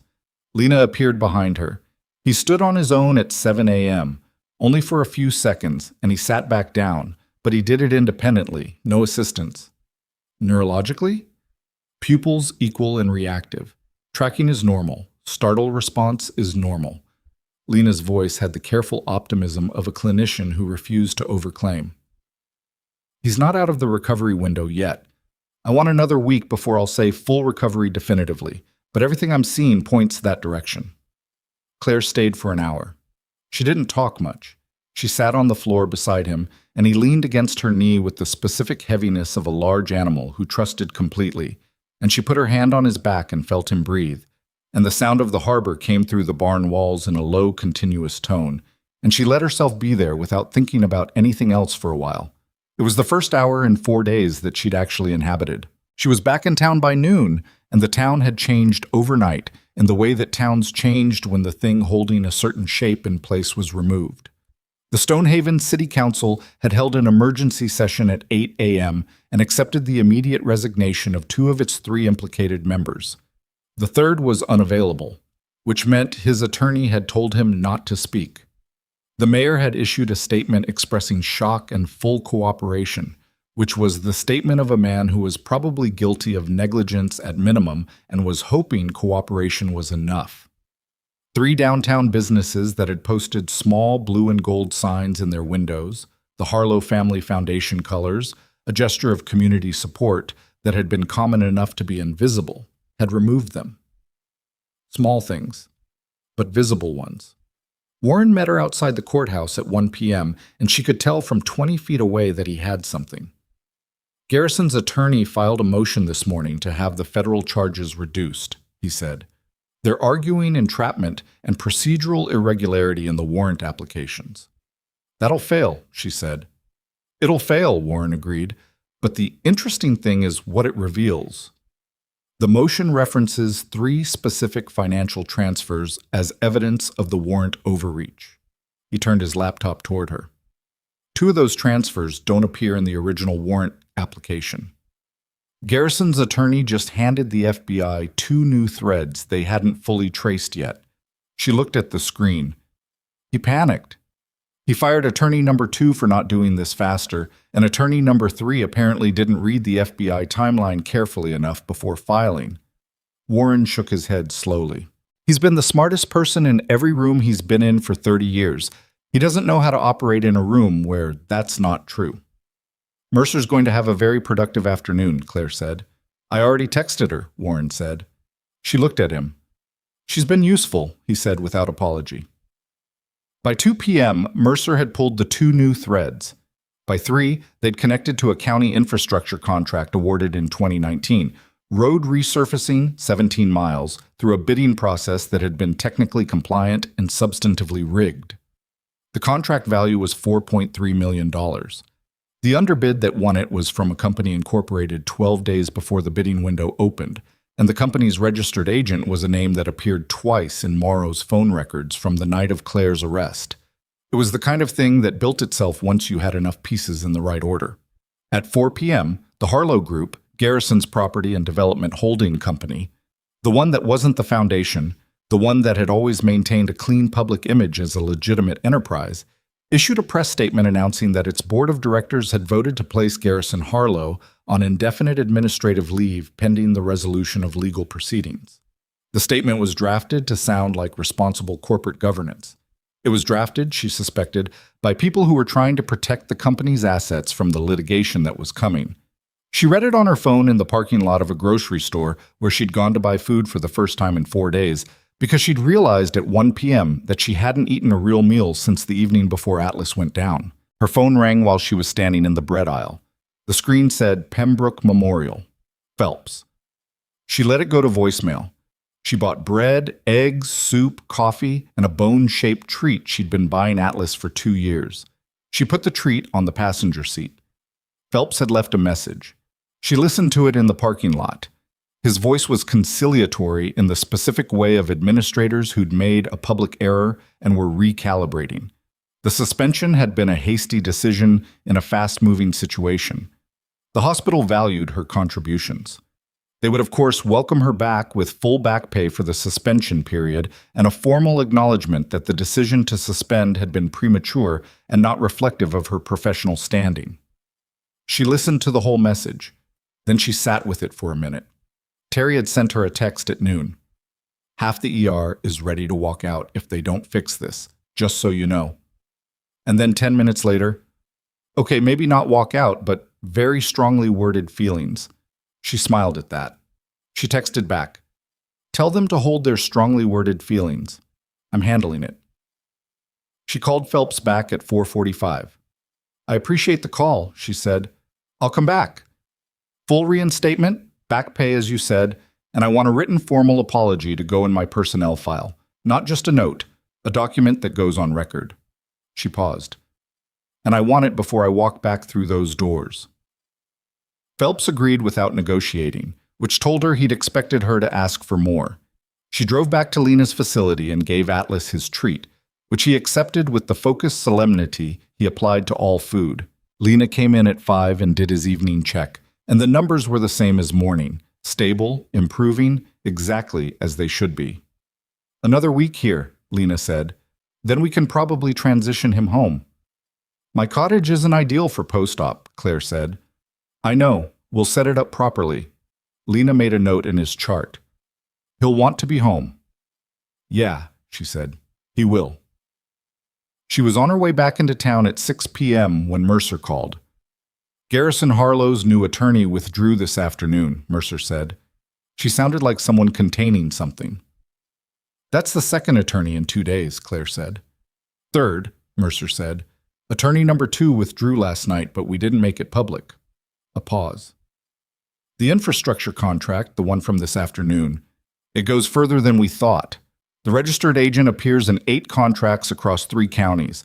There's a state-level procurement officer whose name keeps surfacing. Another pause, more weighted. We're going to need to bring in the state AG's office. How big is this? Claire said. Mercer was quiet for a moment, the kind of quiet that had calculation in it. Big enough that what happened to you and your dog, it's the smallest part of what we're going to be prosecuting. She said it without apology, but also without dismissal. I want you to know that we see what happened. The charges against you, the attempt to seize Atlas, Morrow's press conference, none of that disappears in the bigger picture. It gets prosecuted as part of it, not instead of something bigger. Okay, Claire said. I also want you to know... Mercer stopped, started again, slightly differently. I read your full service record, the parts that are accessible, and some that aren't because of who I am and what clearance I carry. Another stop. I know what you did over there, Claire. Some of it.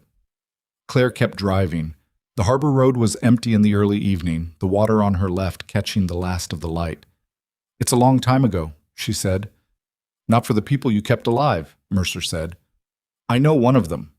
Not professionally, personally. He told me a story once about a medic who worked on him in the back of a truck, and told him to stop talking and squeeze here. A beat. Small world. Claire was quiet for a moment.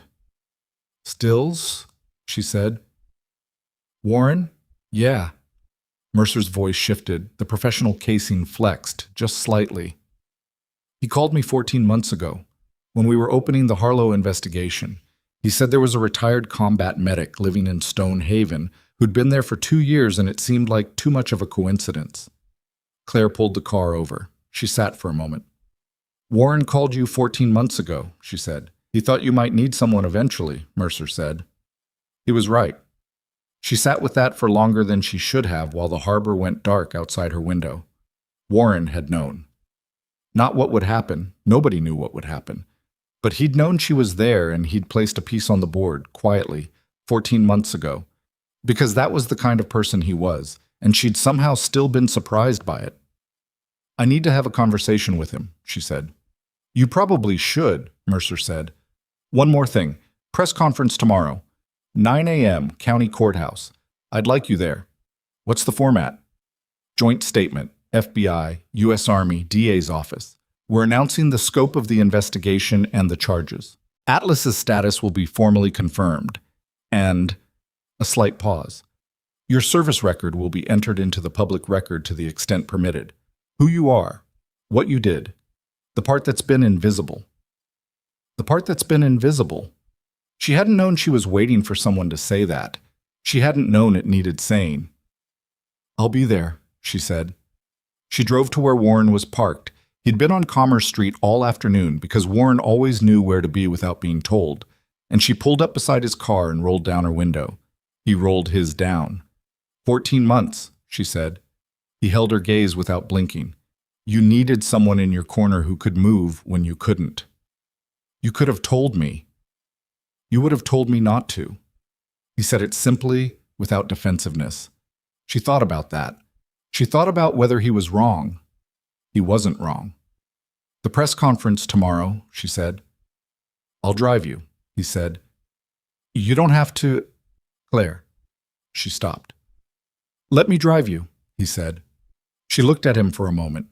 Outside the harbor was fully dark, and the town around them was quieter than it had been in 2 days. The specific quiet of a place where something structural had shifted and the atmosphere hadn't caught up yet. Okay, she said. She drove home. She made eggs. She ate them standing at the kitchen counter because she hadn't eaten standing at that counter in 4 days, and the specific ordinariness of it felt necessary. Then she checked her email and found one from a federal records office, sent at 6:47 p.m. Subject line, K9 Atlas, Service Commendation Record, Declassification Notice. She opened it. It was 3 pages. Atlas's full service record, previously partially classified, now released in whole under an administrative order signed that afternoon by an office in the DoD she'd had no communication with directly. 12 IED detections. 4 named engagements. A formal commendation letter from a colonel whose name she recognized, describing Atlas in language that was military precise and also, she thought, genuinely felt, the specific feeling that leaks through formal language when the person writing it meant every word. At the bottom, a handwritten addendum, scanned, not typed, in handwriting she recognized. This animal served with distinction and with the loyalty that only dogs and the best soldiers ever manage simultaneously. His record should be public. R. Thatch, M.G. She read it twice, set her phone on the counter, stood in her kitchen for a moment. Then her phone buzzed with a text from a number she'd been given only this morning, Claudia Renner, following up on something else. One more thing. Just got a call from a source at the federal courthouse. Brody Harlow's attorney filed for juvenile jurisdiction this afternoon. She read it. Motion denied 30 minutes ago. Federal judge ruled the MWD statute mandates adult court. Hearing set for next week. She set the phone down and thought about what Mercer had said. The smallest part of what we're going to be prosecuting. She thought about the infrastructure contracts and the 3 counties and the state procurement officer and the shape of something that had been running quietly for years beneath the visible surface of a town that looked, from the water, like a postcard. She thought about Garrison Harlow, bond posted, passport surrendered, attorneyless now for the second time in 48 hours, sitting somewhere in his Harbor View house trying to calculate a path through something that had no good paths left in it. She thought about Gerald Morrow, cooperating, which was the choice of a man who'd finally done the math and understood that loyalty to Garrison Harlow had an expiration date, and that date had passed. She was almost through it. She could feel the shape of almost. There was the press conference tomorrow, and the formal record, and Atlas coming home in a week, and Pembroke Memorial's written apology, and the specific ordinary work of reassembling something that had been taken apart. She was almost ready to let herself believe it was close to finished. Then her phone rang at 9:47 p.m. Not Mercer, not Albrecht, not Warren. A Maine area code she didn't recognize. She answered it. Claire Donovan? A man's voice, old, with the cadence of someone who chose words with the care of someone who'd once been careless with them and learned the cost. Yes, she said. My name is Harold Beaumont, he said. I'm a retired circuit court judge. I live in Stonehaven. I've been watching what's happened the last few days. A pause. I need to tell you something about the night your dog was attacked, something that wasn't in any of the footage. She went still. I was in Kellerman Park, he said. I walk there every evening. I was behind the tree line on the north path when it happened. His voice was steady, but something moved underneath it. I saw everything, Ms. Donovan. Everything before the footage started. What those boys said to you before they touched your dog. The warning you gave them. He paused. And I saw something else, someone else, standing at the edge of the park, watching. She waited. I know who it was, Beaumont said, and I know why he was there. A beat. He wasn't there by accident, Ms. Donovan. Brody Harlow being in that park that evening, that wasn't random. The kitchen was very quiet. Who was he, she said. Harold Beaumont told her. And the name he said was one that connected everything, not just the attack, not just Morrow and the charges and the corruption, but the reason she'd come to Stonehaven 2 years ago, the reason she'd chosen this specific quiet coastal town, and the thing she'd been trying not to think about for so long that she'd almost convinced herself it wasn't there. The name was Victor Lane. She sat with it for a moment, the way you sat with something that confirmed what you'd almost known, not shock exactly, but the specific heaviness of a suspicion becoming fact. Victor Lane had been her commanding officer's liaison during her second deployment. Not a soldier, a contractor, the kind that arrived with clearances and laptops and requests that lived in the space between official and unofficial. She'd filed a report about him once, a procurement irregularity, supplies redirected, documentation that didn't match what arrived in the field. The report had gone up the chain and then gone quiet. 3 months later, she'd been reassigned. 4 months after that, Patrick Donnelly had made the decision that ended his career. She'd never been able to prove the two things were connected. She'd stopped trying, eventually. She'd come to Stonehaven and put Atlas's water bowl on the kitchen floor and learned the names of her coworkers and chosen, deliberately, to live forward. Where is he now? She said. He has a property outside Stonehaven, Beaumont said, on the north edge of town, coastal land. He's been here for about 8 months. The parcel. Donnelly's old parcel, the one sold through the shell company, the one bought by the Harlow subsidiary. She'd assumed Harlow was using it as a development investment. She hadn't asked what was on it currently.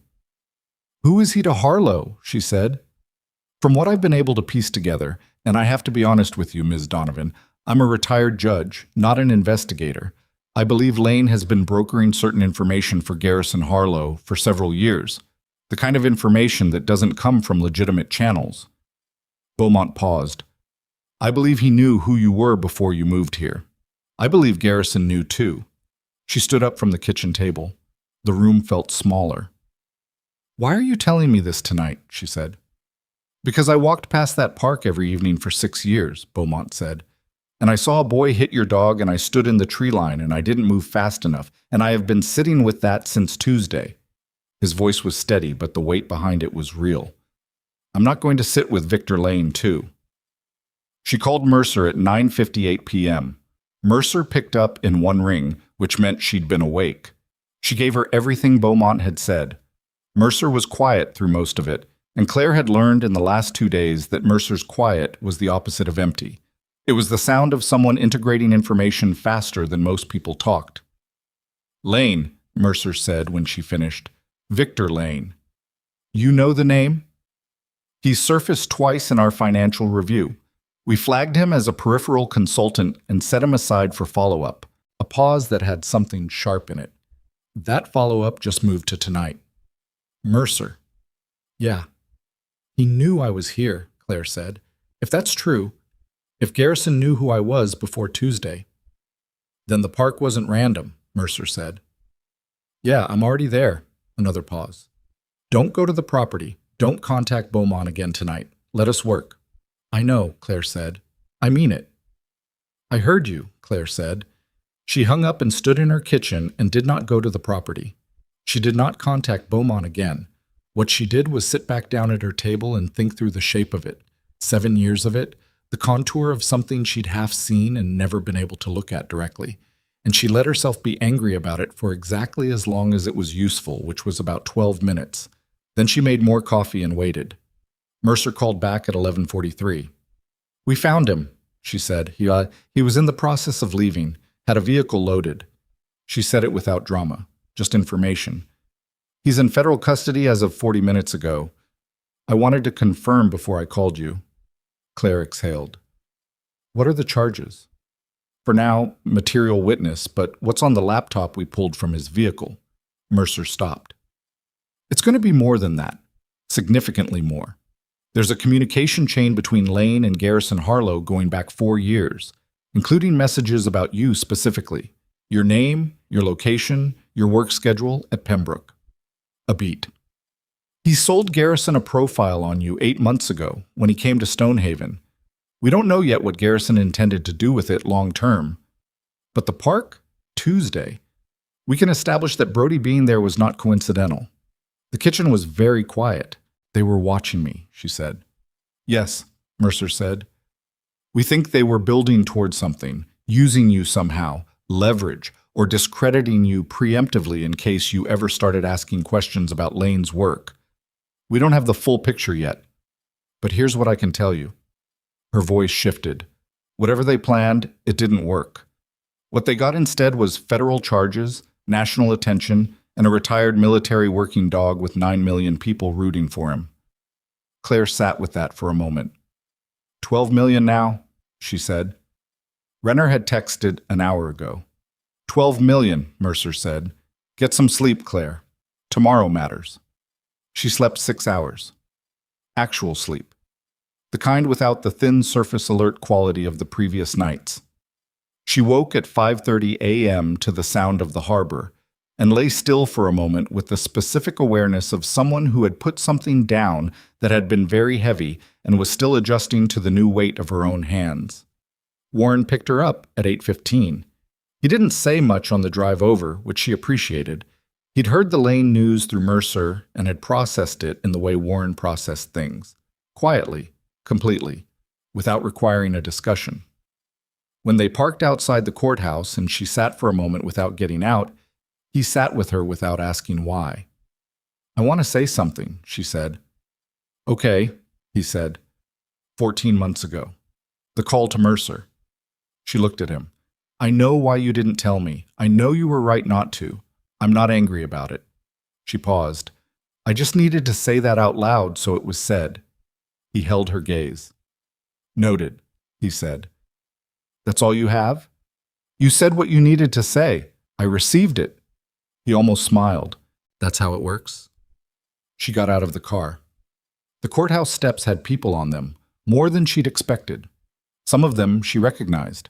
Lena Park, standing off to the side with Dex and a woman she didn't know. Albrecht near the door talking to a colleague. Terry from the ER, which was unexpected enough that something shifted in Claire's chest when she saw her.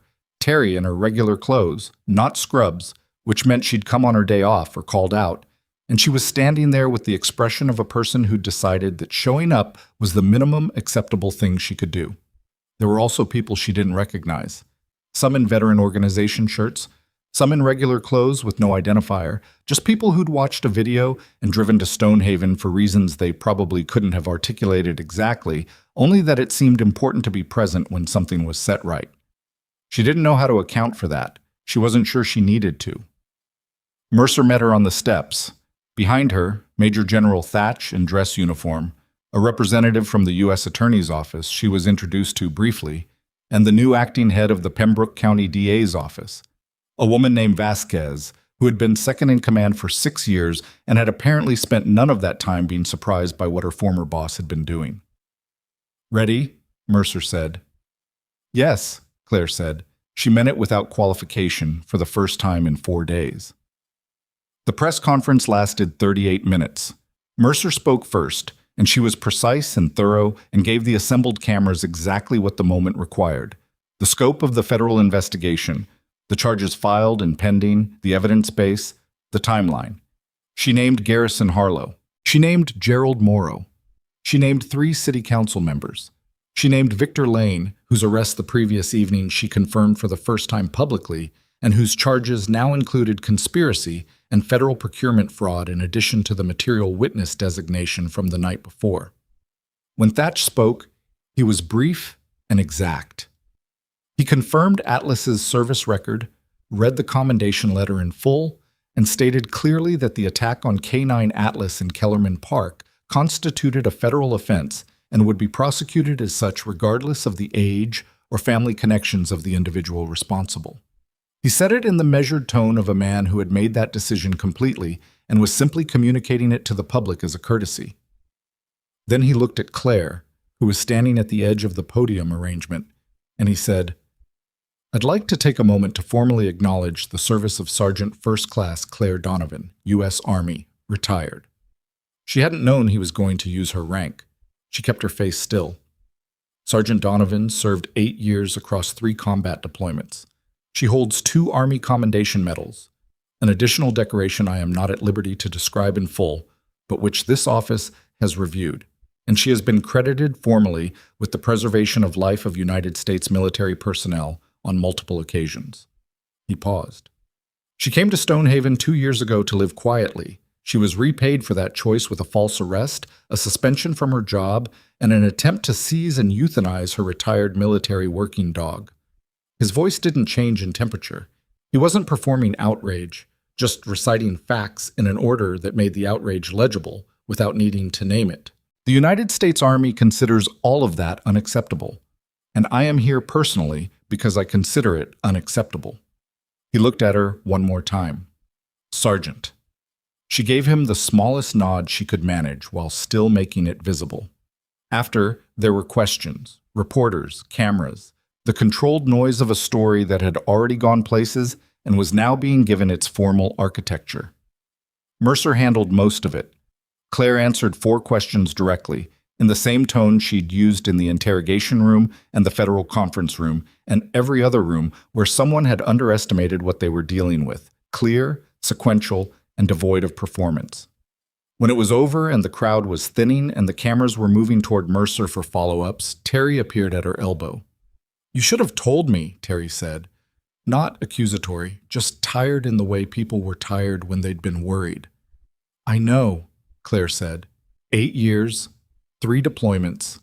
All those times you ate lunch alone in the break room. "I was eating lunch," Claire said. "I wasn't performing solitude." Terry made a sound that was almost a laugh. "Phelps signed the apology letter this morning. It's in your file. I watched him sign it." "How did he look?" "Deeply uncomfortable," Terry said. "Which I enjoyed." "When do you need me back?"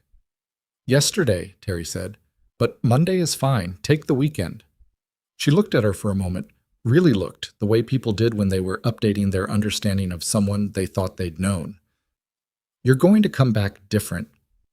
"I'm the same," Claire said. "No," Terry said. "Before you were hiding. Now you're just you." She paused. "It's better." Claire didn't have an answer for that. She wasn't sure one was needed. The formal charges against Brody Harlow were filed publicly that afternoon. Federal felony animal cruelty under the military working dog protection statutes, plus 1 count of aggravated assault. The assistant U.S. attorney handling it released a statement confirming adult court jurisdiction, the elements of the offense, and the maximum sentencing range. Brody's attorney, his fourth in 4 days, released a counterstatement about his age and his absence of prior conviction. The prior conviction information, the assault charge 2 years ago that Morrow had buried, was in the federal record by end of day, which effectively ended that argument. Garrison Harlow's third attorney, who had not withdrawn, held a brief press availability outside the federal courthouse in Portland and said his client maintained his innocence and looked forward to presenting his defense in court. His client did not appear beside him. The absence was its own statement. Gerald Morrow remained in cooperation, a choice his attorney had clearly advised, and Morrow had apparently accepted with the resignation of a man who understood he'd crossed too many lines to bargain from strength.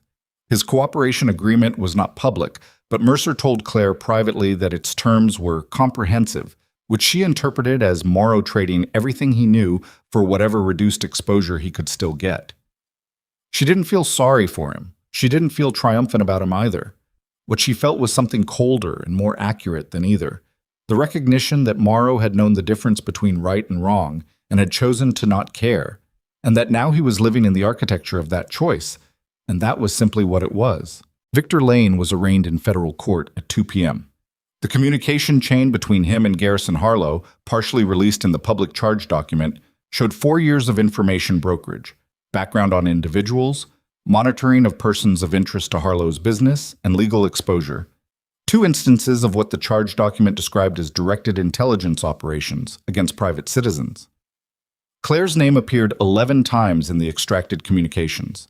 The first mention was dated 8 months ago, 2 weeks before Lane moved to Stonehaven. She read the charge document once, standing in Lena's parking lot before going in to see Atlas. She read it carefully and completely, and then she put her phone in her pocket and went inside. Atlas was standing.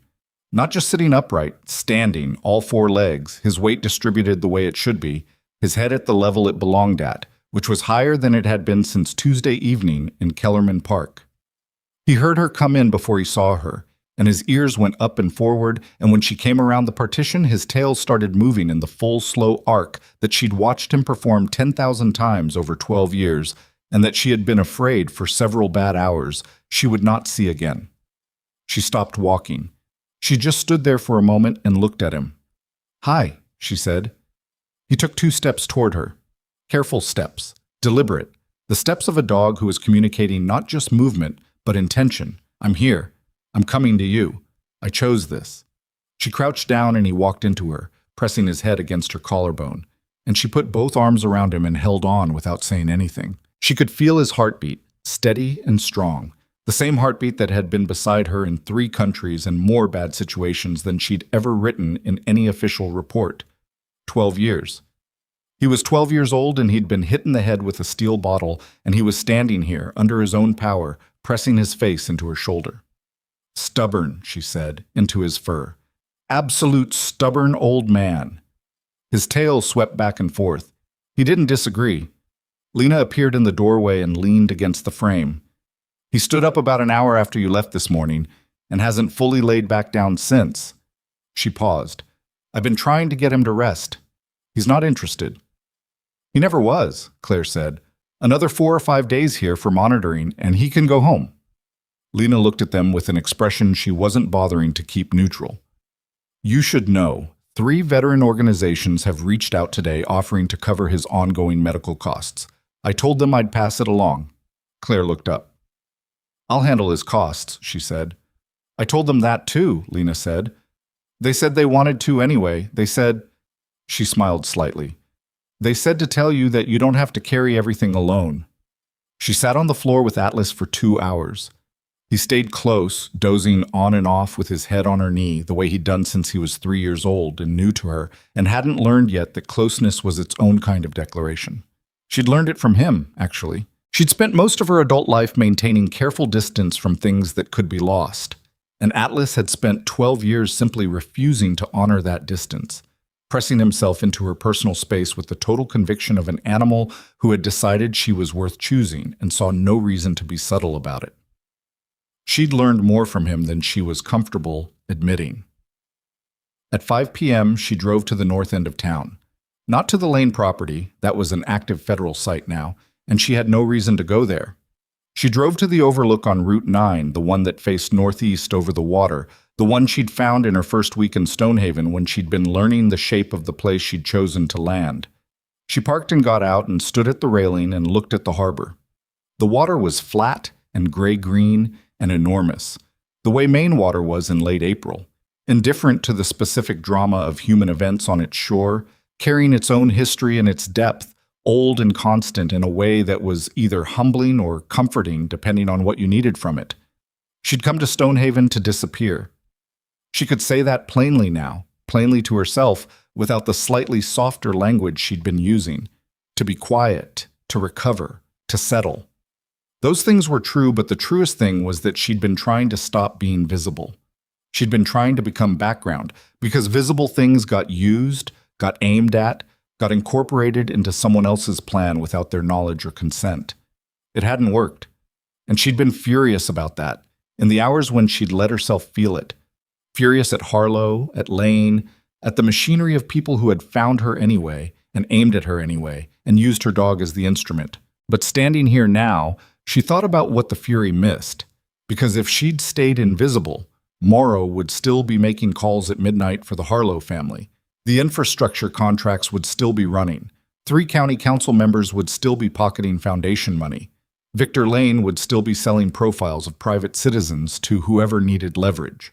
A 17-year-old who'd been taught since birth that consequences were optional would have gone on learning nothing. She hadn't planned to be the thing that moved all of that. She'd been in the park because she walked Atlas every evening. She'd intervened because a boy was hurting a dog and she knew how to stop it. She'd made 2 phone calls because she'd needed help, and she'd been trained to ask for it tactically, without ego. None of it was heroic in the way heroism looked in the telling afterward. It was just a series of decisions made by a person who'd spent 8 years learning that the most important thing in any bad situation was to stay clear and stay present and do the next right thing. That was all she'd done. And the next right thing had somehow pulled on a thread that unraveled something that needed to be unraveled. She stayed at the overlook until the light changed. Then she drove back into town. The following Monday, she walked into Pembroke Memorial Hospital at 6:55 a.m. in clean scrubs, her badge on her lanyard, her bag over her shoulder. The overnight shift was in handoff. The ER bay had the particular controlled chaos of a Monday morning. 3 patients already, a shift nurse on the phone, a resident at the whiteboard revising the patient board with the specific handwriting of someone who'd been awake for 11 hours. She went to the nurse's station, hung her bag on her hook, still there, her hook, nobody had taken it. Started pulling up the handoff notes. Hey! Terry at her elbow, coffee in hand, already reading something on a tablet. Bay 3 needs a line. Resident's been trying for 20 minutes. I'll take it, Claire said. She picked up her kit and walked into Bay 3 and introduced herself to the patient. 62 years old, former construction worker. The kind of man who apologized for being a bother while his blood pressure read 180 over 100. And she sat down and found the vein on the first pass, and he let out a long breath of relief and said, "You're good at that." "I've had practice," she said. She was there until 6 p.m. The shift was hard in the ordinary ways that ER shifts were hard. Not dramatic, not cinematic, just the continuous grind of people in pain arriving one after another, each of them the center of their own emergency. Each of them needing someone present and specific and not distracted by anything else. She was good at that. She'd always been good at that. It had just taken 7 days and a federal investigation and her dog getting hit in the head for anyone in this building to know it about her. That was fine. She knew it about herself. That had always been enough. At 5:15, near the end of her shift, a new nurse came to find her. Young, maybe 24, with the eager uncertainty of someone 3 months into the job. Her name was Petra, and she'd been assigned to shadow Claire for the afternoon and had spent most of it trying to absorb everything she saw without looking like she was watching too hard. They were restocking together, a task that was both necessary and numbing, and Petra said quietly, in the careful tone of someone who wasn't sure if a question was welcome, "Can I ask you something?" "Go ahead," Claire said. "I saw the press conference," Petra said. "I'd seen the video before that, but then after the press conference, I looked up more about military working dogs, about combat medics."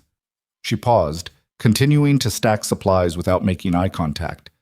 I didn't know nurses could do all of that. Combat medics aren't nurses, Claire said.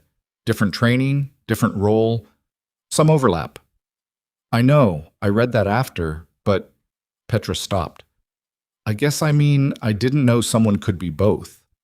Someone who could do what you did over there and then come back and just work a shift, do lines and handoffs and deal with insurance authorizations. She finally looked up. How do you make those two things fit together? Claire thought about it. She didn't give the first answer that came to her, which was a deflection. She gave the second one. They're the same thing, she said. The setting changes. The work is the same. Someone is hurt, and you can help, and you're present enough to do it. She set down a box of gloves. The place where people get lost, in that job or this one, is when they start thinking about the size of the situation instead of the person right in front of them. You don't save a category. You do the next thing for the person who's there. Petra looked at her for a moment. Is that how you stayed calm? When it was happening? This week? No, Claire said. I wasn't calm. I was angry and scared and running on about 4 hours of sleep for 3 days. She went back to stalking. I just didn't let those things make the decisions. There's a difference. Petra nodded slowly, the nod of someone storing something in a place they'd come back to. I had no idea you served, she said. Neither did they, Claire said. Not bitterly, just factually, the way facts landed when you'd made peace with them. Atlas came home on a Friday, the 10th day. Lena drove him herself, which Claire hadn't asked her to do and appreciated without knowing how to say it, and they brought him in through the front door, and he walked across the threshold on his own 4 legs and stopped in the middle of the main room and looked around with the specific attentiveness of an animal taking inventory. Same smells, same geometry, same water bowl on the kitchen floor. And then he walked to his orthopedic pad in the corner and lay down on it and exhaled. She sat on the floor beside him. He put his head in her lap. Outside the harbor made its sound, the same sound, continuous, the same sound it had been making before any of this happened, and would make after everything she'd done was a settled part of the past. And the afternoon light came through the window in the particular slant of a Maine spring day, amber and temporary, and she sat on the floor with her hand on her dog's back and let the silence be what it was. Not empty, not the silence of someone hiding from the world or waiting for it to stop asking things of her, just quiet. Just the ordinary peace of a room where the person in it had earned the right to be still. 3 weeks later, Garrison Harlow was indicted on 9 federal counts: bribery, procurement fraud, conspiracy to obstruct justice, and 2 counts related to the directed surveillance operation that had included Claire's profile. His attorney entered a not guilty plea at arraignment with the strained professionalism of someone who had read the evidence and understood what it meant. The indictment covered activity in 3 counties and implicated a state procurement officer who had already resigned by the time the charges were filed. Gerald Morrow's cooperation agreement was formalized. He pleaded guilty to 2 counts of bribery and 1 count of obstruction of justice. His law enforcement certification was permanently revoked. His pension, under Maine statute, was subject to forfeiture proceedings that the state AG's office had already initiated. Victor Lane was charged with conspiracy, federal procurement fraud, and 2 counts of directing surveillance operations against private citizens. He did not cooperate. Brody Harlow appeared in federal court 4 weeks after the incident. He was represented by his 5th attorney, the first one retained by someone other than his father, because his father's legal resources were now otherwise consumed. The assistant U.S. attorney handling his case presented the video footage, the veterinary records documenting Atlas's injuries, and the DoD documentation confirming Atlas's protected status. Brody was convicted on both counts. The judge, a federal magistrate named Okafor, who had reviewed the sentencing guidelines and the specific circumstances without visible sentiment, sentenced him to 14 months in a juvenile corrections facility adapted for adult jurisdiction, 3 years of probation, mandatory behavioral programming, and 200 hours of community service to be served with an organization working with animals or veterans to be selected by the court. It was not nothing. It was also not everything. He was 17, and 17 wasn't done yet, and what he became after 14 months would depend on things no court could mandate. She understood that, and she held it without either hope or cynicism, just as a fact about how people worked, which was imperfectly and over time. The Maine State Tribune ran Claudia Renner's full investigative series in 4 parts across 2 weeks. It won a regional journalism award 4 months later. Renner called to tell her, and she said that's well-deserved and meant it. Renner asked if she could do a profile piece on Claire for the series follow-up, and Claire said no, politely, and Renner said she'd expected that and thanked her for the call to Mercer. Claire said it was the right thing, and they left it there. Pembroke Memorial posted the written apology in her file as agreed. She read it once and then didn't think about it again, because what mattered was what was in her record, and what was in her record was accurate and complete now, and that was all a record needed to be. The hospital promoted her to charge nurse 7 months later. She almost turned it down. The administrative weight, the shift from patient-facing hours, the specific loss of being in the Bay every day rather than managing the Bay. She talked to Terry about it, who told her she'd be an idiot to decline.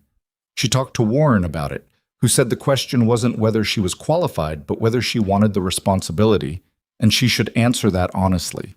She thought about it for 4 days.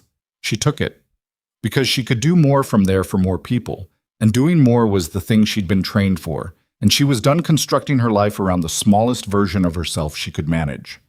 Warren left Stonehaven in June, back to D.C., and whatever the next thing was. He came to the cottage the morning he left and drank her coffee and sat with Atlas for a while. And when he stood up to go, she walked him to his car, and they stood in the morning light without making it a moment. "You're going to be okay here," he said. "I know," she said. "I mean it differently than before," he said.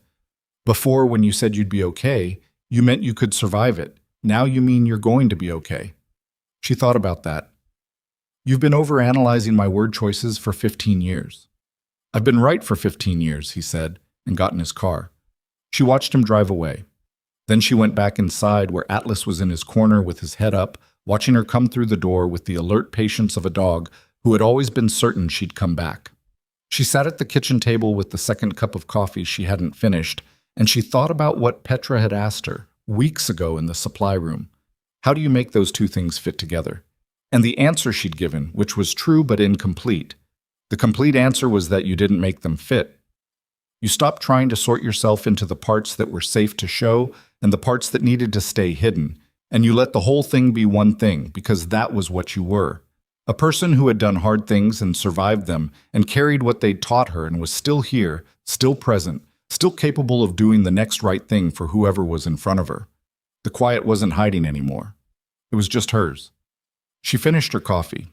She clipped Atlas's leash to his harness, new harness, the old one had been ruined in the park, and they walked out into the Stonehaven morning, down the coastal trail, into the particular salt and cold air smell of a Maine spring that had, improbably, become the smell of home. He walked beside her, steady and deliberate, the old stiffness still there but softer now, navigated around rather than fought. He didn't need to perform health. He just walked the way he'd always walked, present, attentive, with his nose reading the air and his pace matched to hers without either of them deciding it. She thought about all the ways a life could be taken apart and all the ways it could be rebuilt, and how those two processes were rarely as different as they looked. She thought about the 11 times Garrison Harlow's people had written her name in a document and what they'd thought they were doing, containing something, neutralizing something, making something manageable. She thought about how wrong they'd been, and not because she was extraordinary, but because people who think silence means emptiness never understood what it meant when the silence finally moved. They walked to the end of the trail and stood at the overlook, and the harbor stretched out in front of them, gray-green and enormous and old, and Atlas sat down beside her and looked at it with her the way he did, not because he found it beautiful, probably, but because she'd stopped and he was where she was, as he had been for 12 years, in every country and context she'd moved through. That was the whole story, really, not the charges and the press conference and the federal indictments and the things that would be written about in courtrooms for the next 2 years. The whole story was a woman and her dog on a cliff above the water, both of them still standing, having decided some time ago that standing was worth the work, and discovering, again, as many times as it took, that it was.